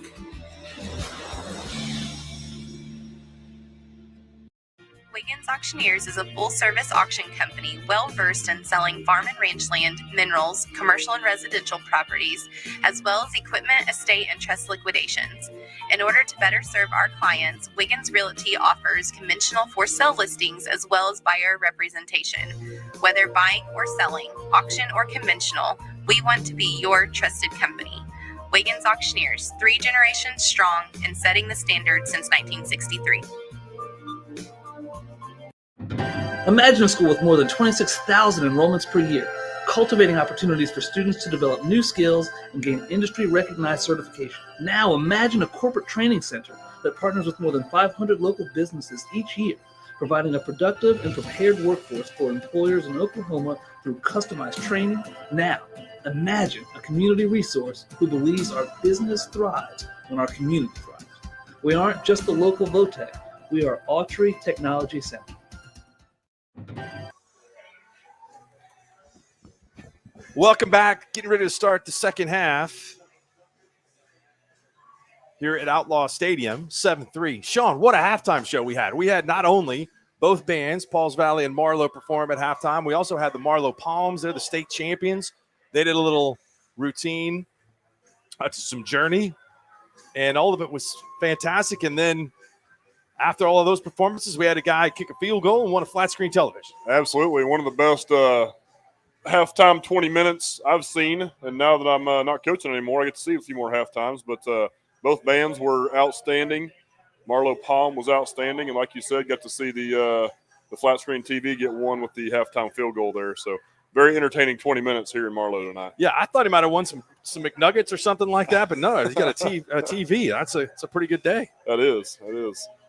I think if I remember back, it seemed like they used to give you maybe like a voucher to the concession stand or something if you made the halftime field goal or the halftime shot during basketball or something. But flat screen TV is definitely up in the game in halftime prizes. If I would have won a flat screen TV when I was in high school, I think my parents might have confiscated it. I don't know that they would have let me have that thing in the bedroom. But times have changed a little now.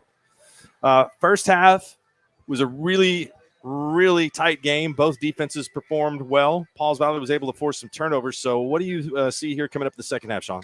It'll be interesting to see what offensive adjustments both teams make after coming out of the half. Like you said, it kind of turned into a defensive battle in the first half.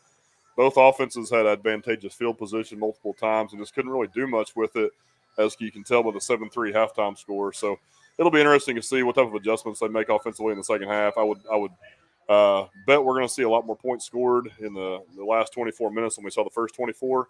It'll just be interesting to see how both offenses approach this first couple drives.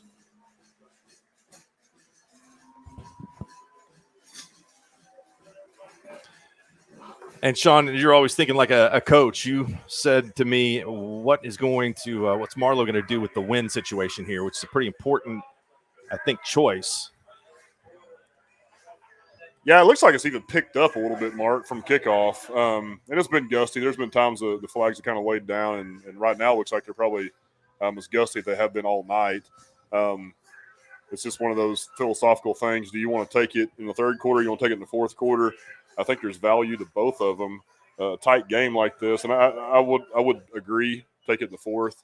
But you also, you don't want to find yourself in a situation where you lose the field position battle here early in the third, then you look up in the fourth quarter, maybe a 2-score game or something like that, just with the kind of flow and tempo of the game of neither offense being able to get much going. They're going to take the win in the third quarter. I think they're going to try to kick this one deep and make Pauls Valley start from the 20-yard line, and I think that's also very important. And Marlow's got to feel like, hey, when Pauls Valley scored, we set them up in our territory via the turnover, and their defense has played very well tonight along the line of scrimmage. Absolutely. And Pauls Valley hasn't had a ton of success throwing the ball. They've taken advantage, I think, of a few advantageous down and distance situations with play action to kind of catch Marlow off guard. The majority of Pauls Valley's success has come on the ground.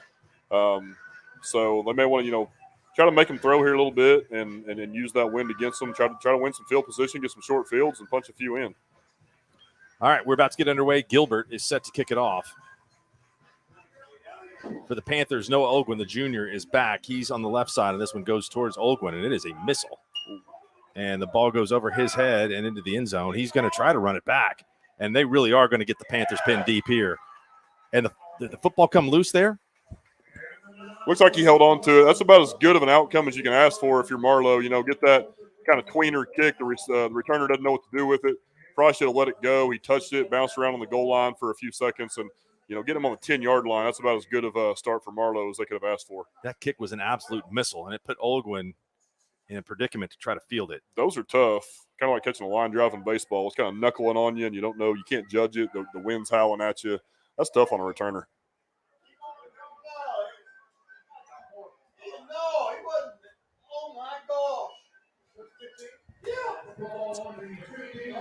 So Pauls Valley will start from the 15. Tanner Perry, the quarterback, going to toss it out to Rain Major, and the defense holds. Pauls Valley came back to that pitch look they had success with earlier, going away from the pole right there. Had a guard and tackle pull to the offensive right, pitched it away from it again. Marlow defensive ends continue to do a great job. Peyton Eddy right there, another great play out there on the edge. Three receivers to the right of Perry. Perry's going to look that way, made a man miss, then throws it out in the flat. It's caught by Prince, and Prince gets across the 20-yard line. Or excuse me, that's Major. My bad. Major with the reception, and he is about 3 yards short of the first down. Well, Perry, quarterback from Pauls Valley, is a tough kid. He just keeps on making plays with stress in his face. Marlow continues to get pressure. He continues to find receivers and just make something out of nothing. 5'8", 175 pounds. 3rd down and 3. Going to be a quarterback sweep. Perry puts his head forward and is not going to get the required yardage. So this is worked out perfectly for Matt Weber and the Marlow Outlaws. Pauls Valley facing a 4th down and 3 inside their own 25-yard line, and they'll have to punt into this pretty stiff breeze. So like we talked about at halftime, Mark, just strategy-wise, again, it's paying off for Marlow right now. Get that deep kickoff, bad field position for Pauls Valley to start, 3 and out, now punting into the wind. The punt's a pretty good one, and it's going to take a Pauls Valley bounce, but it is fielded by the Outlaws' Caden Harris, and not much of return. Pauls Valley punt team gets down there to cover the kick well, but it's a net gain of 25 yards of field position on the exchange. I'll tell you what, Mark, I've been impressed all night with both teams, just team speed. Both teams flying around right there. It looks like, Marlow may have a chance for a return, had a lot of grass out here, and Pauls Valley just flying around making plays. Good team speed on both sides. 44-yard line of Marlow is where this drive will start. The Outlaws scored on their last possession on a 37-yard field goal by Gilbert. Quarterback draw, Gilbert right up in the hole, and he is able to get forward for a gain of 4 before he's met by Nathan Whitaker, the linebacker for the Panthers, senior. And a good push from the Outlaws offensive line. I like that right there from Marlow, just showing a little bit different look on first down than they have all night, showing pass, running a little quarterback draw, up an A gap, just a little bit different look than they showed on their previous possessions in the first half. Little different formation, too. Here's an option play, and the Panthers do a great job on the outside pursuit. Jonathan Grimmett comes over to make the tackle. A gain of 3. It'll be 3rd down and short.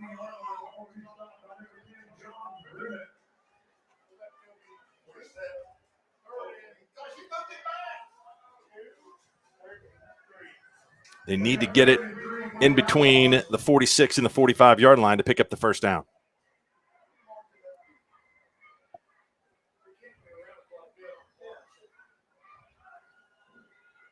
Motion from Baron Gage.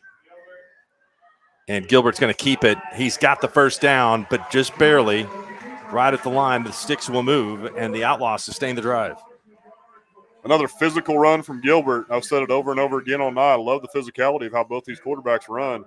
He's met right at the sticks, just lowers his shoulders and gets the first down by about a half a yard.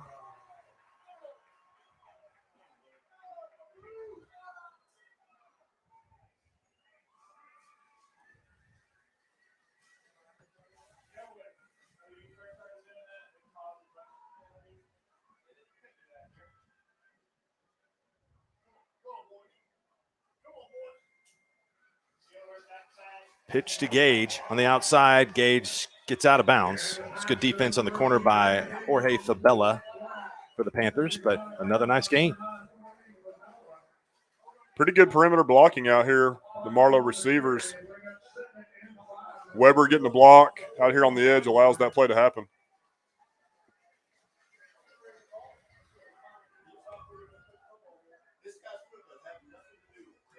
Second down and 5. Hudson Morgan, sophomore, is there in the backfield. Morgan takes the handoff. Morgan didn't take the handoff, and he would have. He might have been gone for a touchdown. Morgan, a big sophomore. Gilbert kept it. Keeps the positive yardage going. Gain of 1 to the 39. That's pretty good defense by Pauls Valley. Great job by Pauls Valley right there. Again, they've been really assignment sound. A bunch of quarterback read game all night, really from both sides, and both defenses doing an outstanding job being disciplined on that. Another 3rd and 3 or 4 here.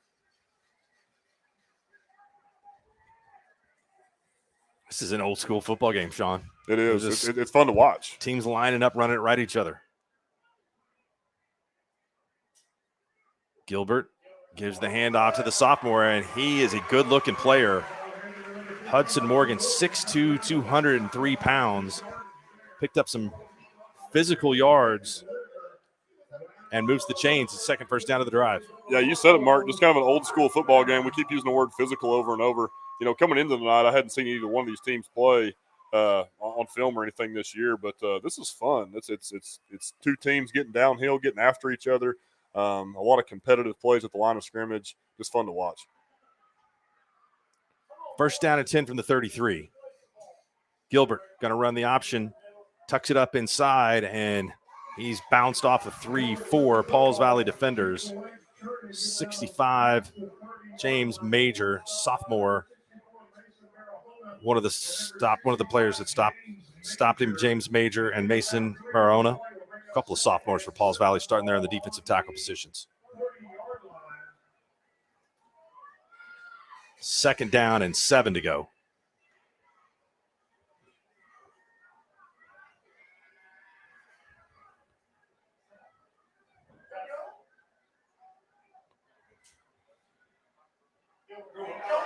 There's the handoff right up the middle and a lot of success, and he is looking for contact. Hudson Morgan has given the Outlaws some energy at the running back position.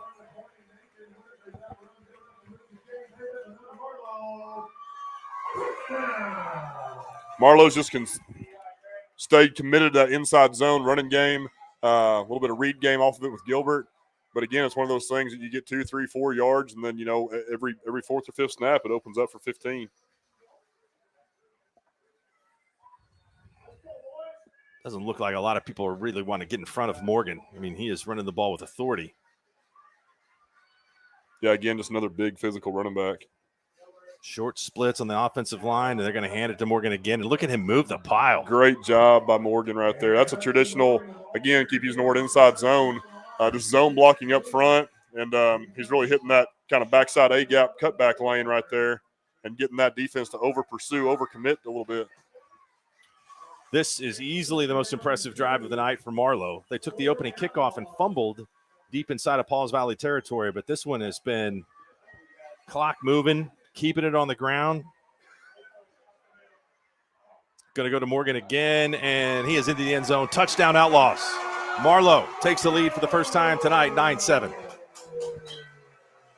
Impressive drive right there, Mark.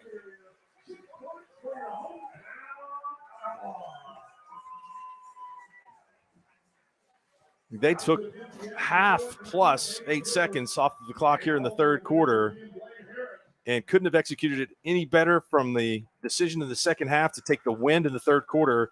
It's given them the lead with field position and execution. Yeah, you got to think this is probably exactly what the Marlow coaching staff talked about at halftime coming out of taking the wind, getting that field position early on the kickoff, forcing a punt, running the football, driving, go score a touchdown.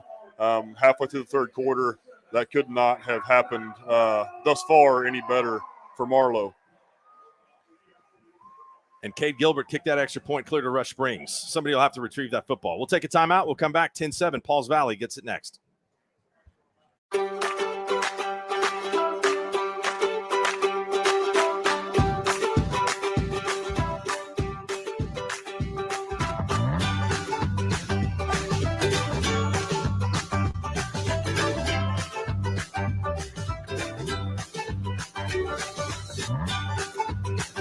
Stream with Oklahoma's #1 high school streaming service, Squirtle.tv. Find out more at Squirtle.com/stream.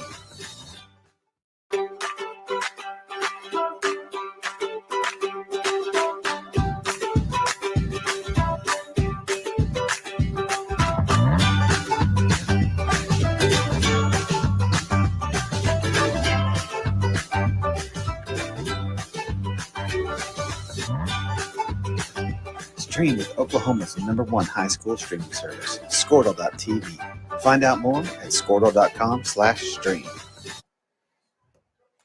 Welcome back. 5:52 left to go in the third here in the Squirtle game of the week. Sean Meek, Mark Rogers with you from Outlaw Stadium in Marlow. Outlaws take it 6 minutes and 8 seconds and go 55 yards for a touchdown. Yeah, this will be a big possession right here for Pauls Valley. They have to move the chains at least a few times. at the very least, not punt out of your own, inside your 20. And if you can hold on the ball for long enough, maybe flip into the fourth quarter. It was a huge drive right here. That tells you really what a kicker and a kicking game can do for a football team. Cade Gilbert was able to get that 37-yard field goal to get some momentum for the Outlaws going into halftime. And then really I thought the last kickoff and this kickoff going to make the Panthers go 80 yards if they want to score. Had to go 90 yards in the last drive due to that kickoff that he pounded down into the corner. Yeah, it's such a weapon at every level of football. But really, once you get into kind of the smaller classes, it's such a weapon because some teams have a great kicking game, some teams don't. All right, here come the Panthers. So they're going to pass, and that pass is complete. Jorge Fabella caught the ball at the 24-yard line. It's got to make you nervous kind of as a coach when that ball goes up in the air because it looked like it might have been a chance to make a break on that football.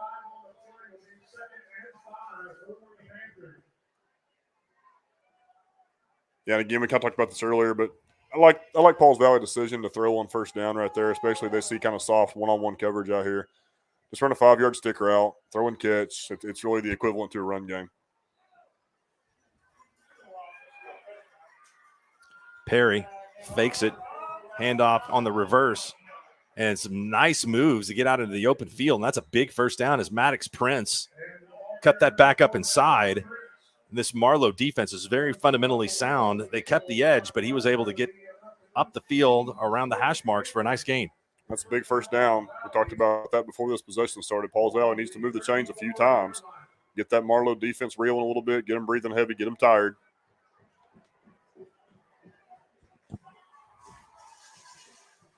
Too many men on the field for the Outlaws. Blade Harris, normally the free safety, gets off the field late. Free safety is Corbin Dittner is in there now. Perry's going to run with it. And no matter how many players they're able to get out in front of Perry, the Marlow defense is there to make the stop.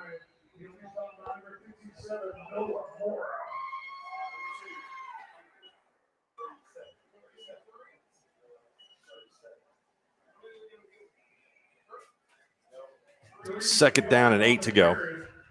On the 37-yard line, the line to gain for Paul Valley will be the 44.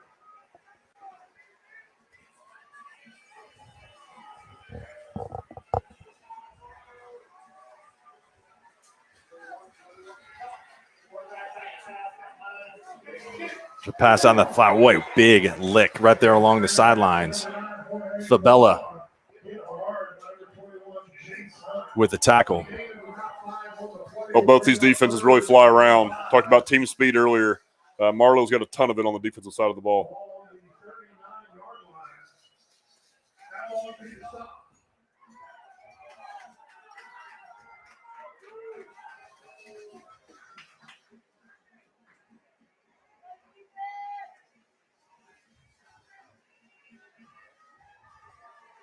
Third down and 5 to go for the Panthers. Already picked up a first down on this drive. They're going to throw that, and there's what we're talking about. That pass was really telegraphed a little bit, and it almost went back the other way for a touchdown. And the Panthers are going to have to punt once again into this wind. And the third quarter, if this is a fight, it'd be 10-8 for Marlow so far. Great play by the cornerback down here at the bottom. Again, just getting a great break on it fundamentally, seeing the quarterback's hand come off the ball, seeing the receiver's hip sink and making a play. This is a much better punt for Pauls Valley, and it's angling towards the sideline. It's going to go out of bounds right at the 29-yard line. So that's about 16 yards difference in field position that the Outlaws will have to navigate. But they ran the football with authority, especially upon the entrance of Hudson Morgan, the sophomore running back, into the game. And looks like Morgan's going to go right back out there for more. Yeah, I'd keep feeding him the ball until somebody stopped it.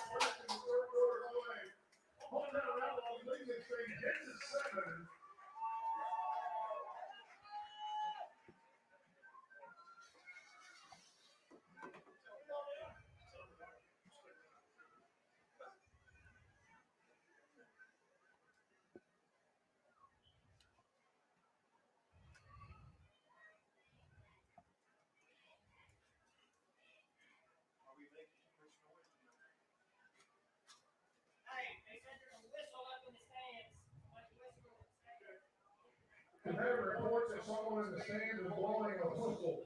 We must ask you to stop that. Thank you.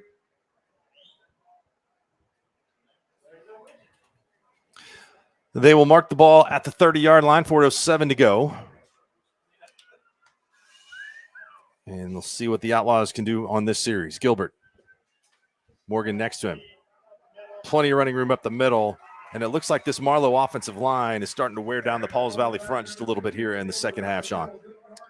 Yeah, again, we've seen Marlow come back to that same look a few times, running quarterback. Not really so much a draw right there, kind of like an A-gap wrap, quarterback power up the middle. But you see him come down on first down a few times, biting off 6-7 yards on first down with that play. Now, what is an A-gap wrap? Basically just the center blocking back on an A-gap defender, one technique and nose guard, and just wrapping the uncovered guard up an A-gap, quarterback following right behind him. I was able to get him 7 yards. Comes a guard and tackle play, but they pull him and go the other way. Some confusion for the defense. And a nice pass play and a gain of about 13 yards on the reception to Cody Weber. And the Outlaws are kind of rolling hot right now. You feel all the momentum on the Marlow sidelines right now. Sidelines are getting excited. Crowd's kind of getting into it. Pauls Valley side's kind of had the life sucked out of them right now.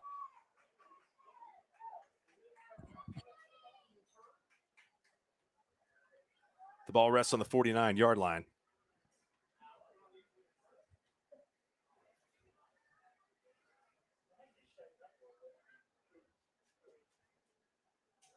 Gilbert going to run the option, and we've got a false start on the offense. It's going to cost him 5 yards. Give you some scores from Class 3A this evening. Heritage Hall all over the Lone Grove Longhorns, 40-0 in the third quarter.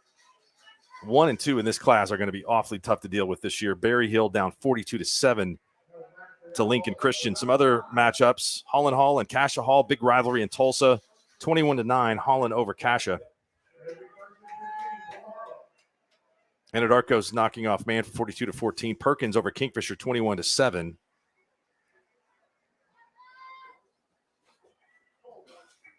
No score between Stigler and Seminole at half. Going to get another false start on Marlow here.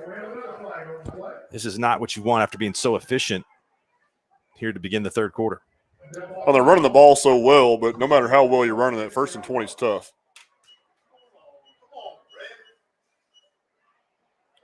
Scores from Class 4A.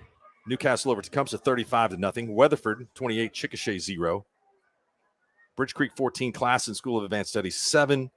Blanchard has a 20-point lead on undefeated Hera, 26-6. Tuttle is in a fight with Bethany, 17-10. Tigers lead that one.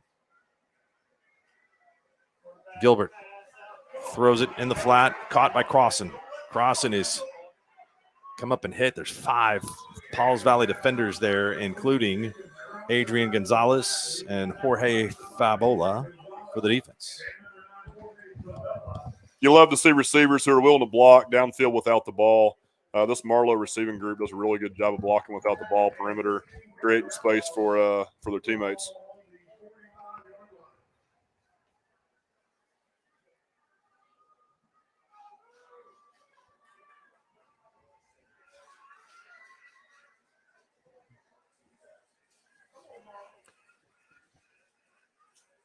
Gilbert going to throw it again.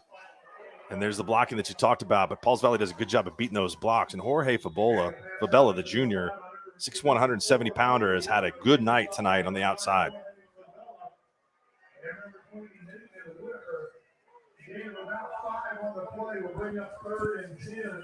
So 3rd down and 10, 2 minutes and 7 seconds to go here in the third quarter. Marlow has dominated this third quarter, but find themselves really in the first spot of adversity so far. 3rd down and long. Wouldn't be surprised to see Marlow move the pocket here, run sprint out. There you go. Sean calls it. Nice pass and a great move to get open by Crossan. And Crossan picks up the first down and more inside the 30-yard line of the Panthers. That's been Marlow's go-to tonight.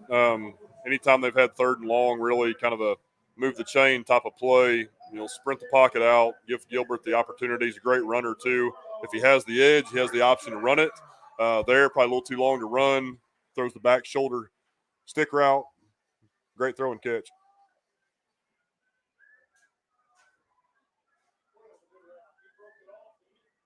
That was excellent communication between the quarterback and the receiver.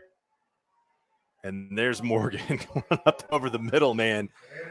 He is making the most of his appearance in this contest tonight. Yeah, he runs hard. You got to like the effort you're seeing from him. And just looking down at the roster, he's a big kid. You can tell by looking at him just on the field. But you look down, you see 6'2", 203 from your sophomore running back. That's pretty impressive. Give a shout out to the Chandler Squirtle Network. That game is over early after a running clock in the second half. And so our feed is streaming on the Chandler feed right now. 2nd down and 4. Time of possession is heavily weighted in Marlow's favor here in the quarter. And there goes Morgan again. He runs a little high. He's young, but he is big. And he is imposing. Probably changed the more experience he gets. Absolutely. I think Pauls Valley defensive front has learned to stick a shoulder pad and a thigh pad right there, hit him low. Another 3rd down here as the clock ticks under 30 seconds. 14 on the play clock. Gilbert is just going to take the quarterback sneak, and it's a big push, and it's more than enough for the first down.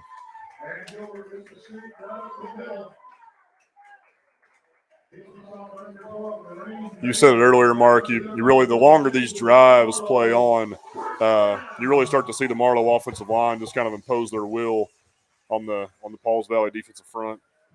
I'm really impressed with both of these teams here tonight, and certainly Marlow has looked like a different team in the second half. No turnovers after having 3 in the first half. Marlow fans come to their feet. It's a great third quarter for the Outlaws. We'll take a break here and come back with the 4th and final quarter from Outlaw Stadium. It's Marlow 10, Pauls Valley 7. Are you looking for a local, reliable propane provider? Earnhardt Oil and Propane has been serving customers throughout Oklahoma since 1971. Let them tailor a pricing option to fit your budget. Avoid winter price spikes with easy pay, steady, predictable monthly payments you can count on. Need more fuel options? They also offer bulk fuel delivery, DEF, lubricants, and supplies for your business, all at competitive prices. For reliability 3 generations strong, call Earnhardt Oil and Propane at 866-270-1279 or visit www.earnhardtpropane.com. Is your spouse's snoring becoming an issue? Have you been told that you need a sleep study but refuse to go into a sleep lab? Then NextGen Sleep is here to help with our innovative solution for the evaluation, testing, and treatment of sleep apnea.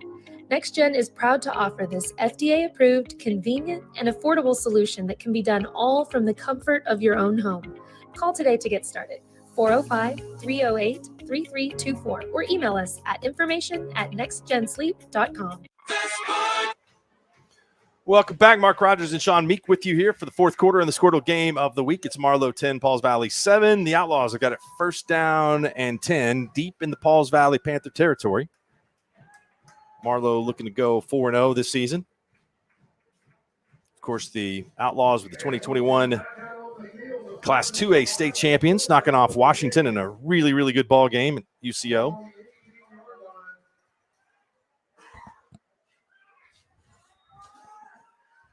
It's been a great atmosphere tonight here. Glad to be here in Marlow. 1st down and 10 to go from the 18. Gilbert with Morgan. Morgan gets the handoff, and the Panthers are starting to wisen up to that play right off of the center, and it is no gain there, maybe a gain of 1, 2nd and 9. Marlow continues to be committed to the run game, which they're just fine with that clock milking down too.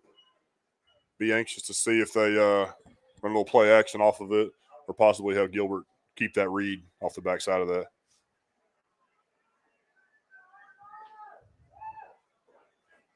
Still a lot of time on that play clock at 15 seconds.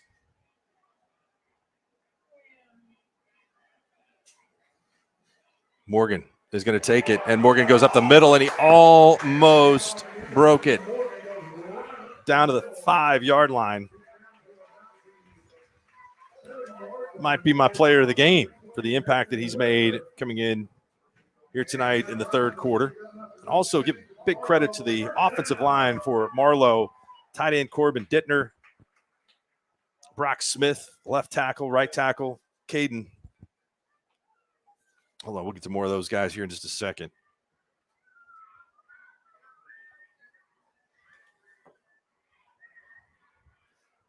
Play clock is at 10. Gilbert. That great fake as Gilbert walks it into the end zone. Morgan took a big hit, but he didn't have the football.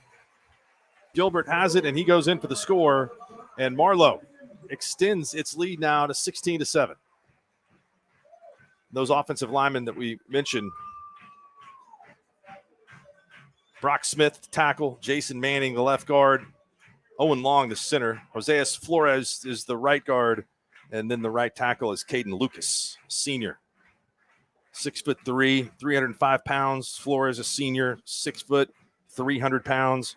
Manning, 310 pounds. And those guys are starting to dominate this game. Extra point is missed there by Gilbert. So 16-7. It's a 9-point game, 10:44. Pauls Valley will finally get it with the wind at their back when we return here on the Squirtle Game of the Week.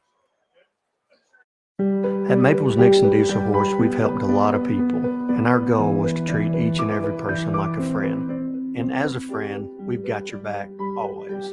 We understand what you're going through. Being lawyers is what we do, but it's not all that we are. We care.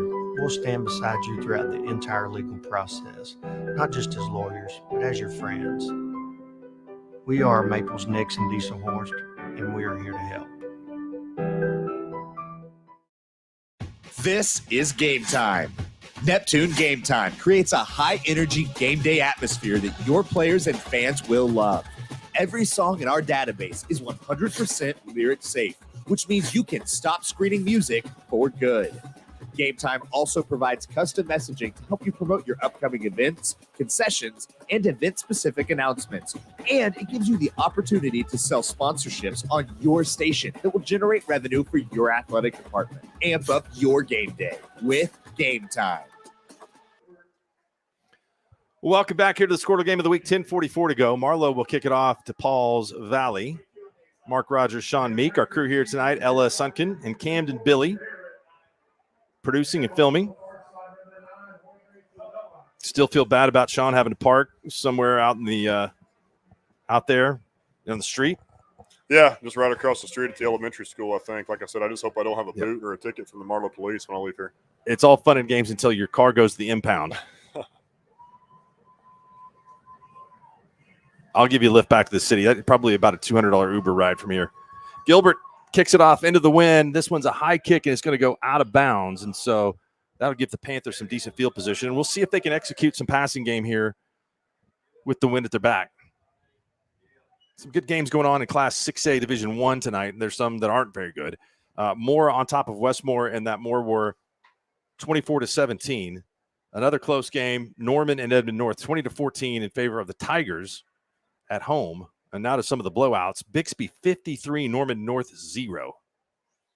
Owasso is getting handed to him by Union tonight, 34-8. A little revenge for Union after being eliminated in last year's semifinals.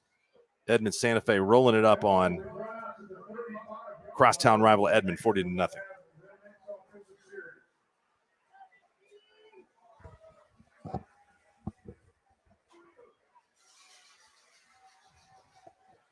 Maybe have some equipment concerns going on here with one of the Pauls Valley players. It's John Grimmett, number 10, wide receiver and free safety.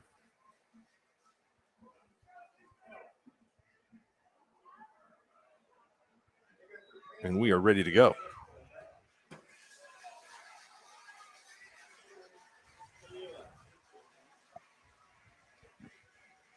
Split backs in the Panthers offense. Handoff goes to Olguin. And Olguin powers forward to gain of 5, 6.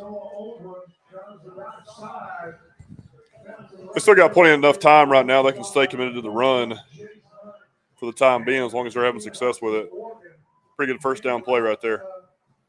Marlow has won 3 straight in this series, looking to make it 4. It's the 31st meeting between these two teams, and before tonight, they were even, 15 wins apiece. 54 miles separate these two communities.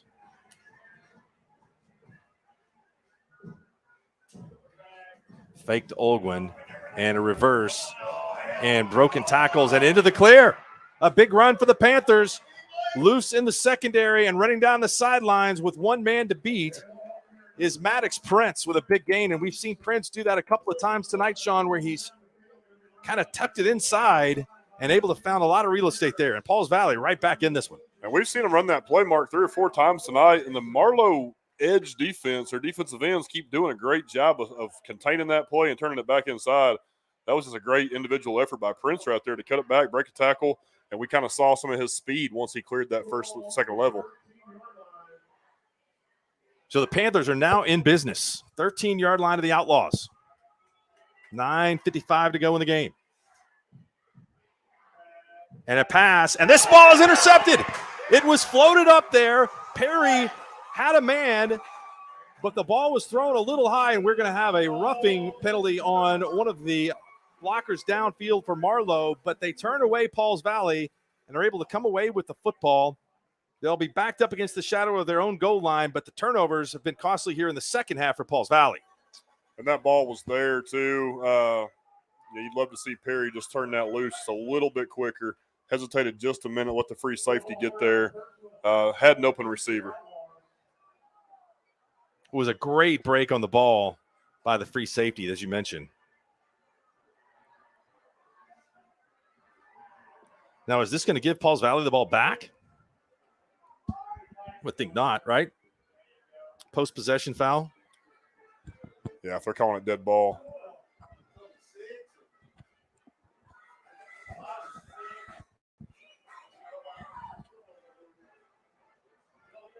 Yeah, dead ball foul. And so the Outlaws take over, and they will have it first down from their own 5-yard line. Let's see if this big physical offensive line from Marlow can lean on the Panthers a little bit more. And the Pauls Valley defense has to get over that turnover quick and flip your mindset and try to go create a negative play right here. Create some chaos, get a ball on the ground, cause Marlow to turn the ball over, something big right here.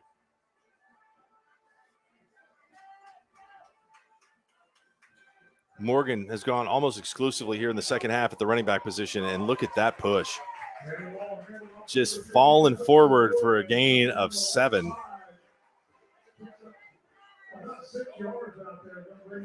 And that's what, if you're in the huddle right now, if you're Gilbert talking to your offensive line, that's what you're telling your guys, that if they can win the line of scrimmage right here, get 3, 4, 5 yards of carry, that's going to ice this game.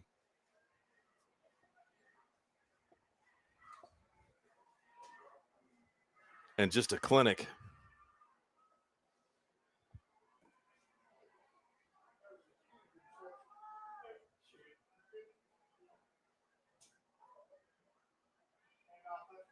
Good defense by the middle of the Pauls Valley interior. They were able to stop Morgan. Yeah, you look at how low Pauls Valley defensive line's coming off the ball. Late in the game, 8 minutes left in the fourth quarter, both teams were worn down. Marlow's probably got a little bit of advantage up front, just sheer size, offensive line compared to defensive line. Pauls Valley D-line fighting, scrapping, doing what they can to keep their team in it. Low man's going to win. 3rd down and 5 to go. Will the Outlaws put it up in the air here? I think probably not. We'll see. Not into the wind here in the shadow of their own goal line. Again, I think you get Gilbert rolling out. Give them the option to run. They are going to throw it. And it's caught, and I don't know what he was going to do with it. He was actually kind of looking inside. It's going to be short of the first down. A little bit of a dangerous pass, and the Outlaws are going to have to punt this away into a pretty stiff breeze. Been really impressed all night with Prince at corner, too. He's a heck of a player on both sides of the ball. He's played a heck of a game defensively, too, down here at corner. Marlow's turned a ton of those quick screens out here. He's an aggressive, physical corner. He's made a ton of tackles.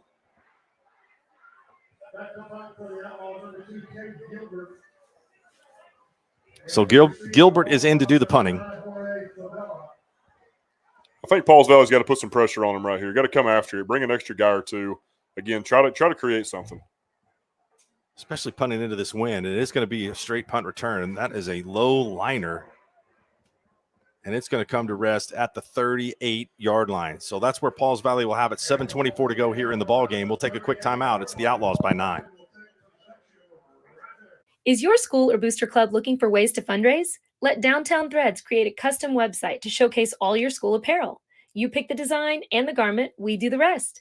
We will handle all the payments and cut you one check when the website is closed. Call today, 580-237-7060. Downtown Threads, proudly supporting all local high school. Welcome back to action. 7:24 to go in the ball game. Marlow on top of Pauls Valley 16-7. It's been a good one. Pauls Valley moved it deep into Marlow territory on their last possession before an interception ended the drive, and that's a handoff along the right side for Rain Major. Not much running room there, a gain of 2 for Major. Physical play right there, number 21 on the Marlow defense, Jace Hunt coming up. Physical tackle. 6 foot, 200-pound senior at linebacker.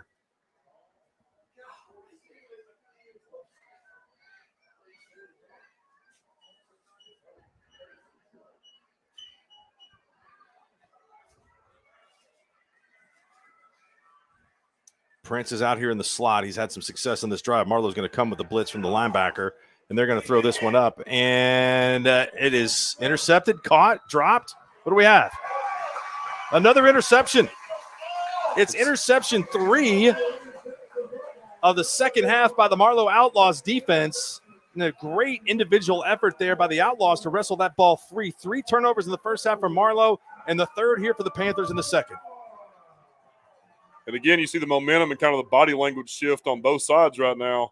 You see the Marlow kids coming off the sideline excited, and Pauls Valley hanging their head a little bit right now. You got to get rid of that quick. You still got 6.5 left to play.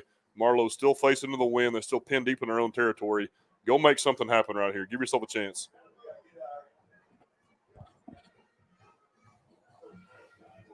Six-yard line is exactly where they took over in the last drive.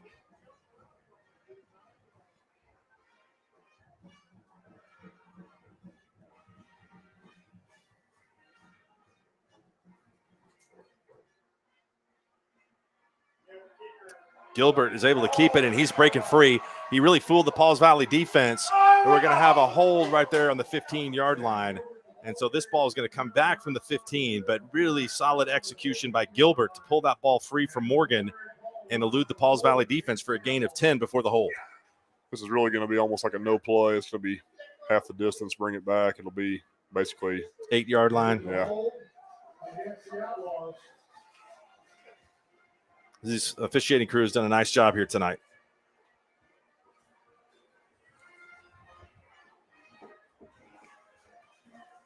I think first down and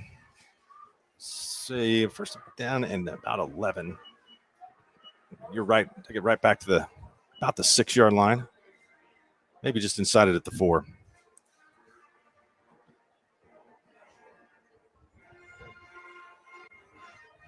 Other game of the week tonight in Garber, Covington Douglas on top of the Wolverines 24-6 for the War on 74.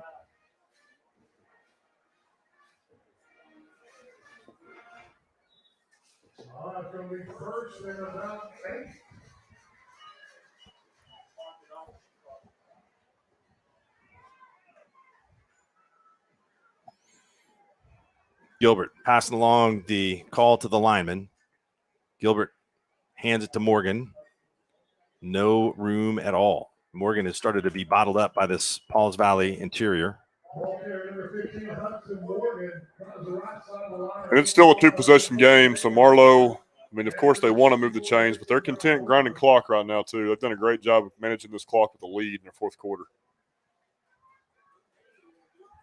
Really good performance in the second half all the way around by Marlow. Defense come up with 3 interceptions. The offense with some time-consuming drives and big plays. And the running of the sophomore in the ball game, Hudson Morgan, has been a big difference. Gilbert is going to go back to pass. He is hit. He's hit, and the ball is loose. Are they going to call it an incomplete pass, or did the Outlaws get back on it? Looks like the Outlaws got back on it outside of the end zone. What a dangerous play, Sean. That ball's well inside the 1-yard line.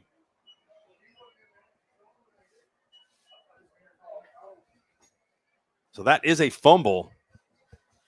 The Outlaws recovered it at the 1-yard line. That is a big, big play in this game. And again, if you're Pauls Valley defensively right here, you don't know how many possessions you have left. You got to make something happen here. Bring some pressure. Marlow is just going to try to get a little room for the force the punt. And they didn't push it out much. Let's say that ball goes out to about the 3-yard line where they will kick it back to Pauls Valley into this wind. And you mentioned, Sean, you were a little surprised that the Panthers didn't go after the last punt. You would think this punt, especially with the end zone, the punter Gilbert with his foot on the back of the end zone, that they might try to come get this. Yeah, and again, you don't know how many possessions you have left. So even if you score, give Marlow the ball back, I mean, there's no guarantee you're going to get it back. Well, the safety here makes a huge difference. I mean, it gets you in one possession, and then it forces Marlow to kick the ball into that wind. Absolutely. Yeah, that's kind of what I'm saying. That gives you a score and the possession with a chance to go tie the game. Well, that's a great punt to get it out to midfield. And great punt coverage.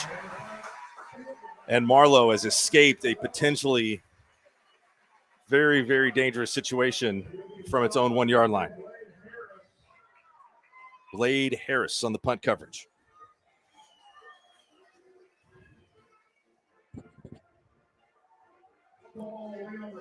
See if Pauls Valley offensively has the ability to pick up the pace here a little bit. Play with a little more urgency.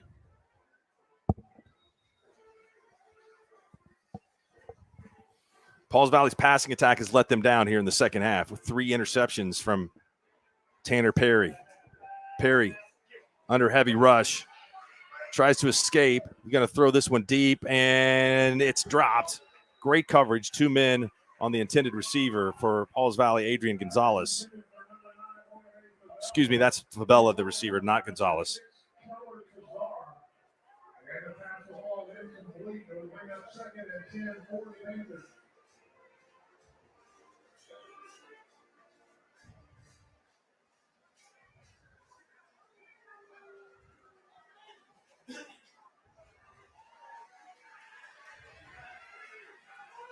Second down and 10.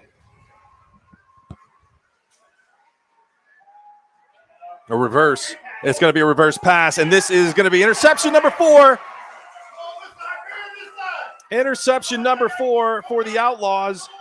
And it looks like Baron Gage has got a caravan potentially get into the end zone, being chased down, trying to cut it back. And he returns this ball inside the Panthers' 20-yard line, and a little bit of desperation for Pauls Valley as that ball was just thrown up in the air. Well defended, and Marlow has its 4th interception of the second half. Yeah, we talked about earlier, Mark, that we've seen the same play design out of Pauls Valley 2 or 3 other times tonight. Same play design that Prince ripped off that long run for earlier in the quarter. But again, the Marlow defensive ends did a great job of containing that, made Prince stop his feet, kind of got him backpedaling a little bit, took some of the mustard off that throw, and just threw it right to the Marlow defensive back. Morgan is subbed out of there at the tailback position, and Clayton Robinson is back in, the junior.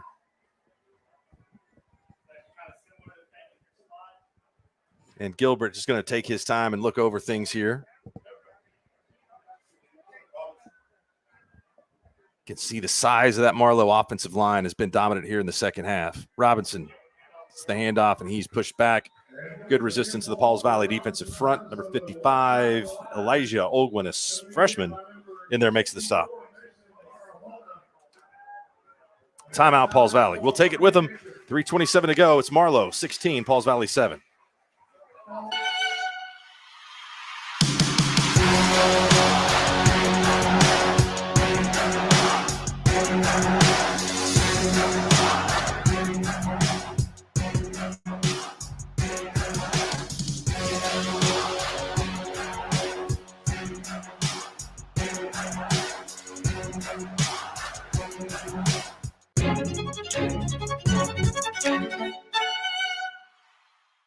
Dr. Matt Dieselhorst at Dieselhorst Sports and Orthopedics can help you get game day ready. Dr. Dieselhorst works with athletes of all ages, taking a coordinated approach to accelerate return to play and maximize athletic performance. His work with pros in sports training, injury prevention, bracing, functional rehabilitation, and imaging works seamlessly with his medical and surgical expertise. Get started by going to Dieselhorst Sports and Orthopedics. Let Dr. Matt Dieselhorst get you back on the field, backing all Oklahoma athletes on the field. Welcome back to the Squirtle game of the week. 16-7. Pauls Valley can stop it 2 more times. Been an interesting game here this evening. Under center, Gilbert hands it to Robertson. Robertson is, look at that line coming back to push him forward. Marlow not quitting. Great extra effort push by the ball carrier and the Marlow offensive line right there. Just understanding that a first down, just continue to grind that clock. It's been really an interesting contest, and both teams I think have played well tonight. But Sean, 3 turnovers from Marlow in the first half really didn't cost them as much as the Pauls Valley turnovers have cost them here in the second half. And Marlow's going to end up right now, they're +1 in the turnover battle, when it looked like there was no way that they could overcome what had happened in the first half to win that situation of the game. Yeah, it's been like you said, kind of an interesting game as far as the ups and downs, momentum shifts on both sides. We said it over and over again tonight, Mark, but I've been really impressed with both these teams. They've played a ton of snaps tonight. Both these teams are still playing extremely hard, extremely physical game. It's been a heck of a lot of fun to be a part of.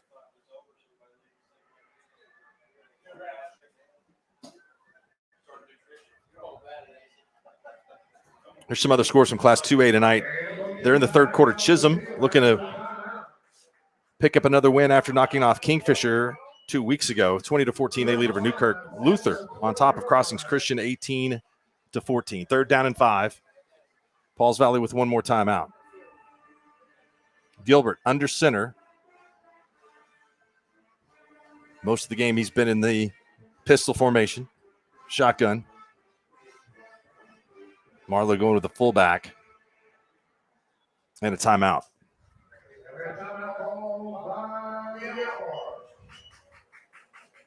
Third and 5 to go. Certainly within field goal range here to make it 19-7. That doesn't change the possessions of the game. It's still a 2-possession game, even with 3 points here. Good job of both teams right there on that last snap before the timeout was called again. Coming out of the previous timeout, Marlow just trying to grab a cheap first down right there.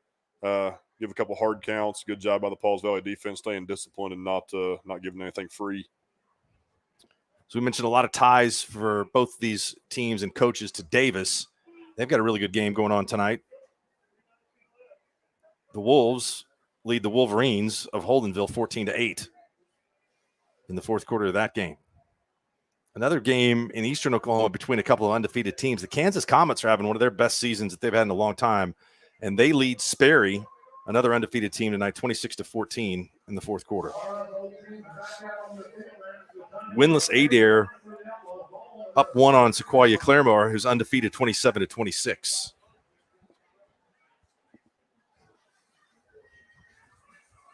Third down and 4. Gilbert hands it to Robertson. Robertson is stopped, and he is tackled right shy of the first down marker. So the Outlaws here have a 4th down and 1. Clearly, Gilbert is good for this field goal here. Panthers have 1 timeout to stop it. You go for this, Sean, or are you going to kick the field goal? I go for it, given that you're up 9. Like you said, it doesn't change the possession. Again, I think first down here all but seals it. I'm with you. I leave the offense out here, especially the way that they have been pushing around Pauls Valley. Really, I think, a young Pauls Valley defensive front that's got a lot of potential for improvement. And the Outlaws are going to call this timeout to think about what to do here.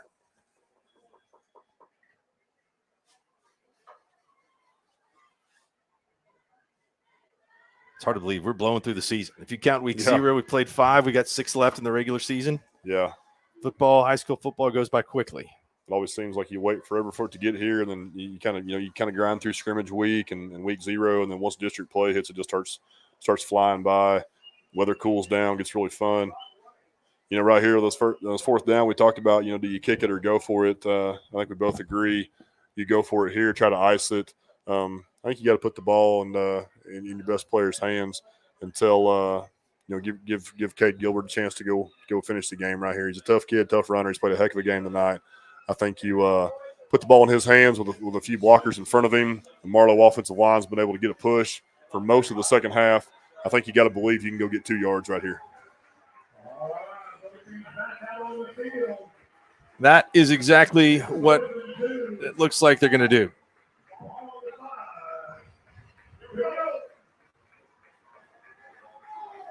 Zach Dawson is the up back. They're just going to toss it to the sophomore Morgan, and he has got the first down, and he's got the touchdown. And Marlow extends the lead to 22-7 with 2:30 to go in the ball game. And you got to like that too, right there. The play call. You know, we talked about him earlier with was that Morgan? Morgan back in the game. That's his second touchdown. Yeah, that was Morgan. So you got 6'2", 203. They kind of do that, vertical backwards pitch that allows him to catch it, run downhill, and really get that speed and momentum going. Going to be tough to stop that guy on 2 yards. Maybe a breakout game for Morgan, who looks like he is going to be a stud here for years to come at Marlow.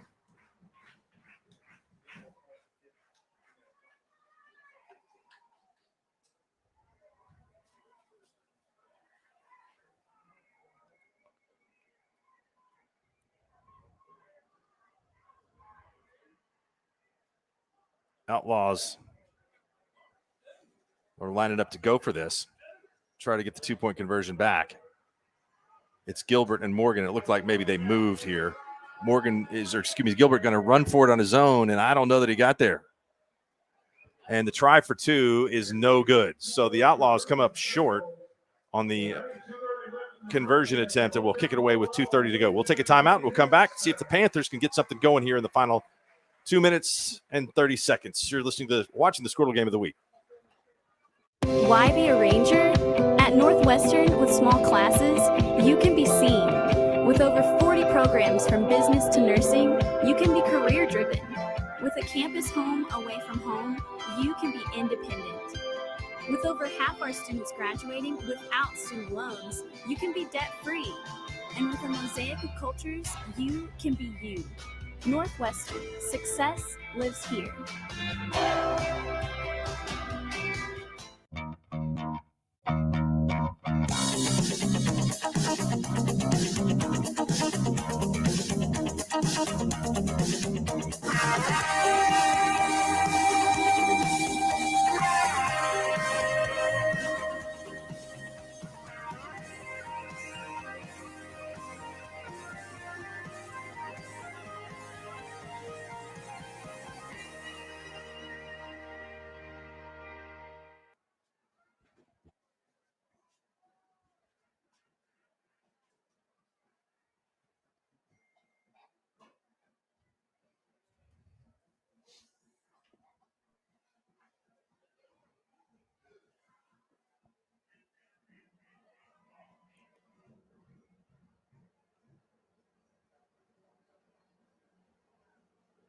Welcome back. Marlow going to kick it away. 2:30 to go. 22-7. 19 zip in the second half for Marlow. +4 in the turnover margin. It's been a big difference as they've stepped up on both sides of the ball out of halftime. This kick is sent deep, taken at the 3-yard line, and big hit. Nice defense for the Outlaws. Number 34, King Harrison, down there to make the stop. Will be stopped by number 34, King Harrison.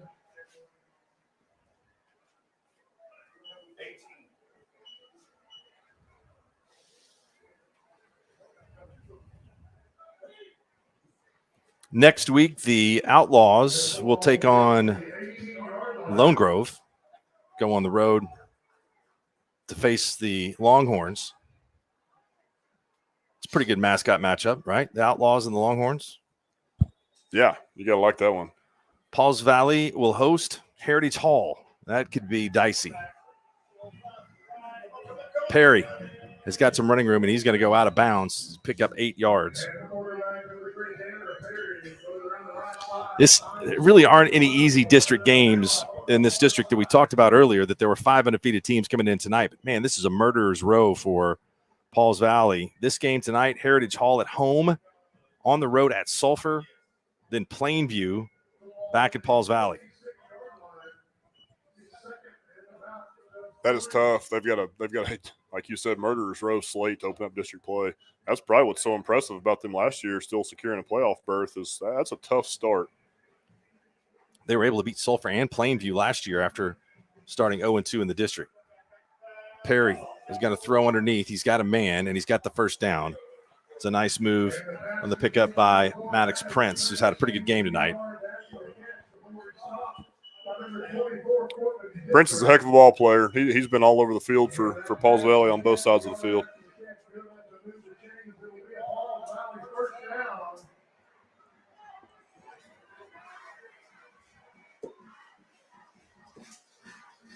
Perry, another kind of floater. Ball hung up in the air for a long time.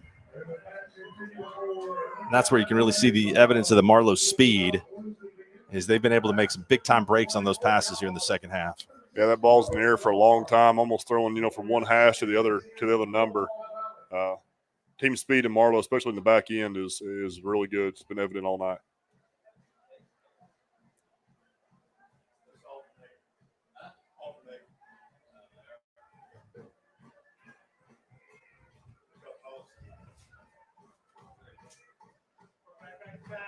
Perry back to pass. He's able to get away from the rush. Second down, he's just going to head out of bounds. That's a smart play. Stops the clock with 1:46 to go. Cassia Hall has rallied back to take the lead on Holland Hall 29-21.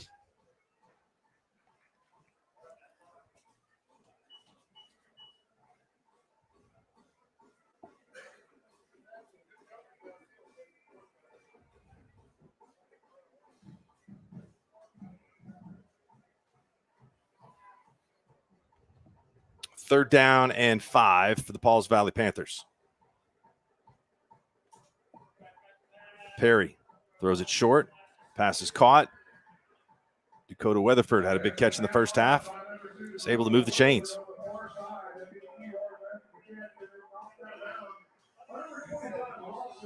Marlow's conceding that underneath game right now, giving them the 6, 7, 8 yard routes. Just keep the ball in front and make that clock keep churning.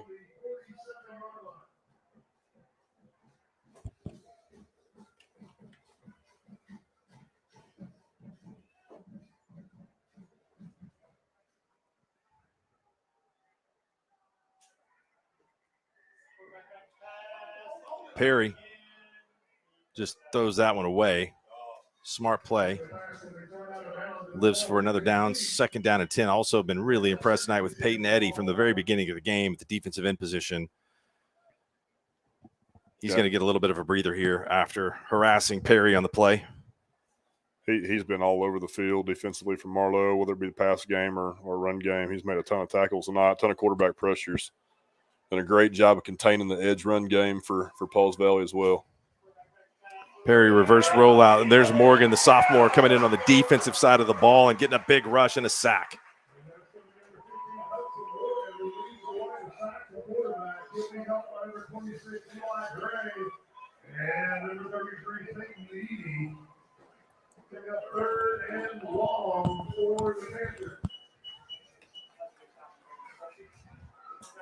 Perry going to just throw this one up, and there's about 3 Marlow defenders over there and a Pauls Valley receiver, but I think the ball is out of bounds where no one can make a play on it, and it'll be 4th down and long, 4th and 20 to go for Pauls Valley.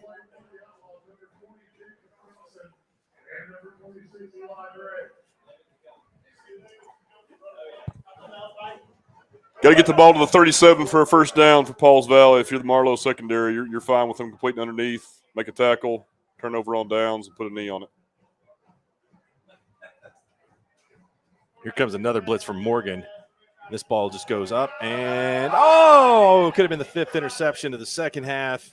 It's like kind of trying to feel the punt. Rylan Ray Jr. has it fall through his hands, but this will do it. Marlow will come out, take a couple snaps, and they will improve to 4-0 as they head to Lone Grove next week to face the 3-1 Longhorns. Sean, tell you what, impressed with both teams tonight, but certainly have to be really impressed with the second half played by the Outlaws. Yeah, absolutely. And we kind of talked about, what would each team do to come out and make some adjustments and things like that. The running game for Marlow has been very impressive in the second half. Hudson Morgan at tailback's kind of taking the game over. Running game really established, allowed them to put some long drives together, really grind that clock down, keep the ball out of Pauls Valley's hands, and punch a few in the running game. But like you said, Mark, both of these are two good football teams. Talent-wise, effort-wise, both teams have played extremely hard. So both these teams are going to make some noise going throughout 3A2 the rest of the year. Victory formation will have to take one more snap to do it. And once again, I just want to say thank you to the administration here at Marlow that allowed us to come down and do this game tonight. It was an impressive presentation from the fans that arrived here, from the performance of the cheerleaders, the Palms at halftime, to the band, and been a great night. The Outlaws improved to 4-0. Athletic director here is Darren Brantley, and Superintendent Corey Holland.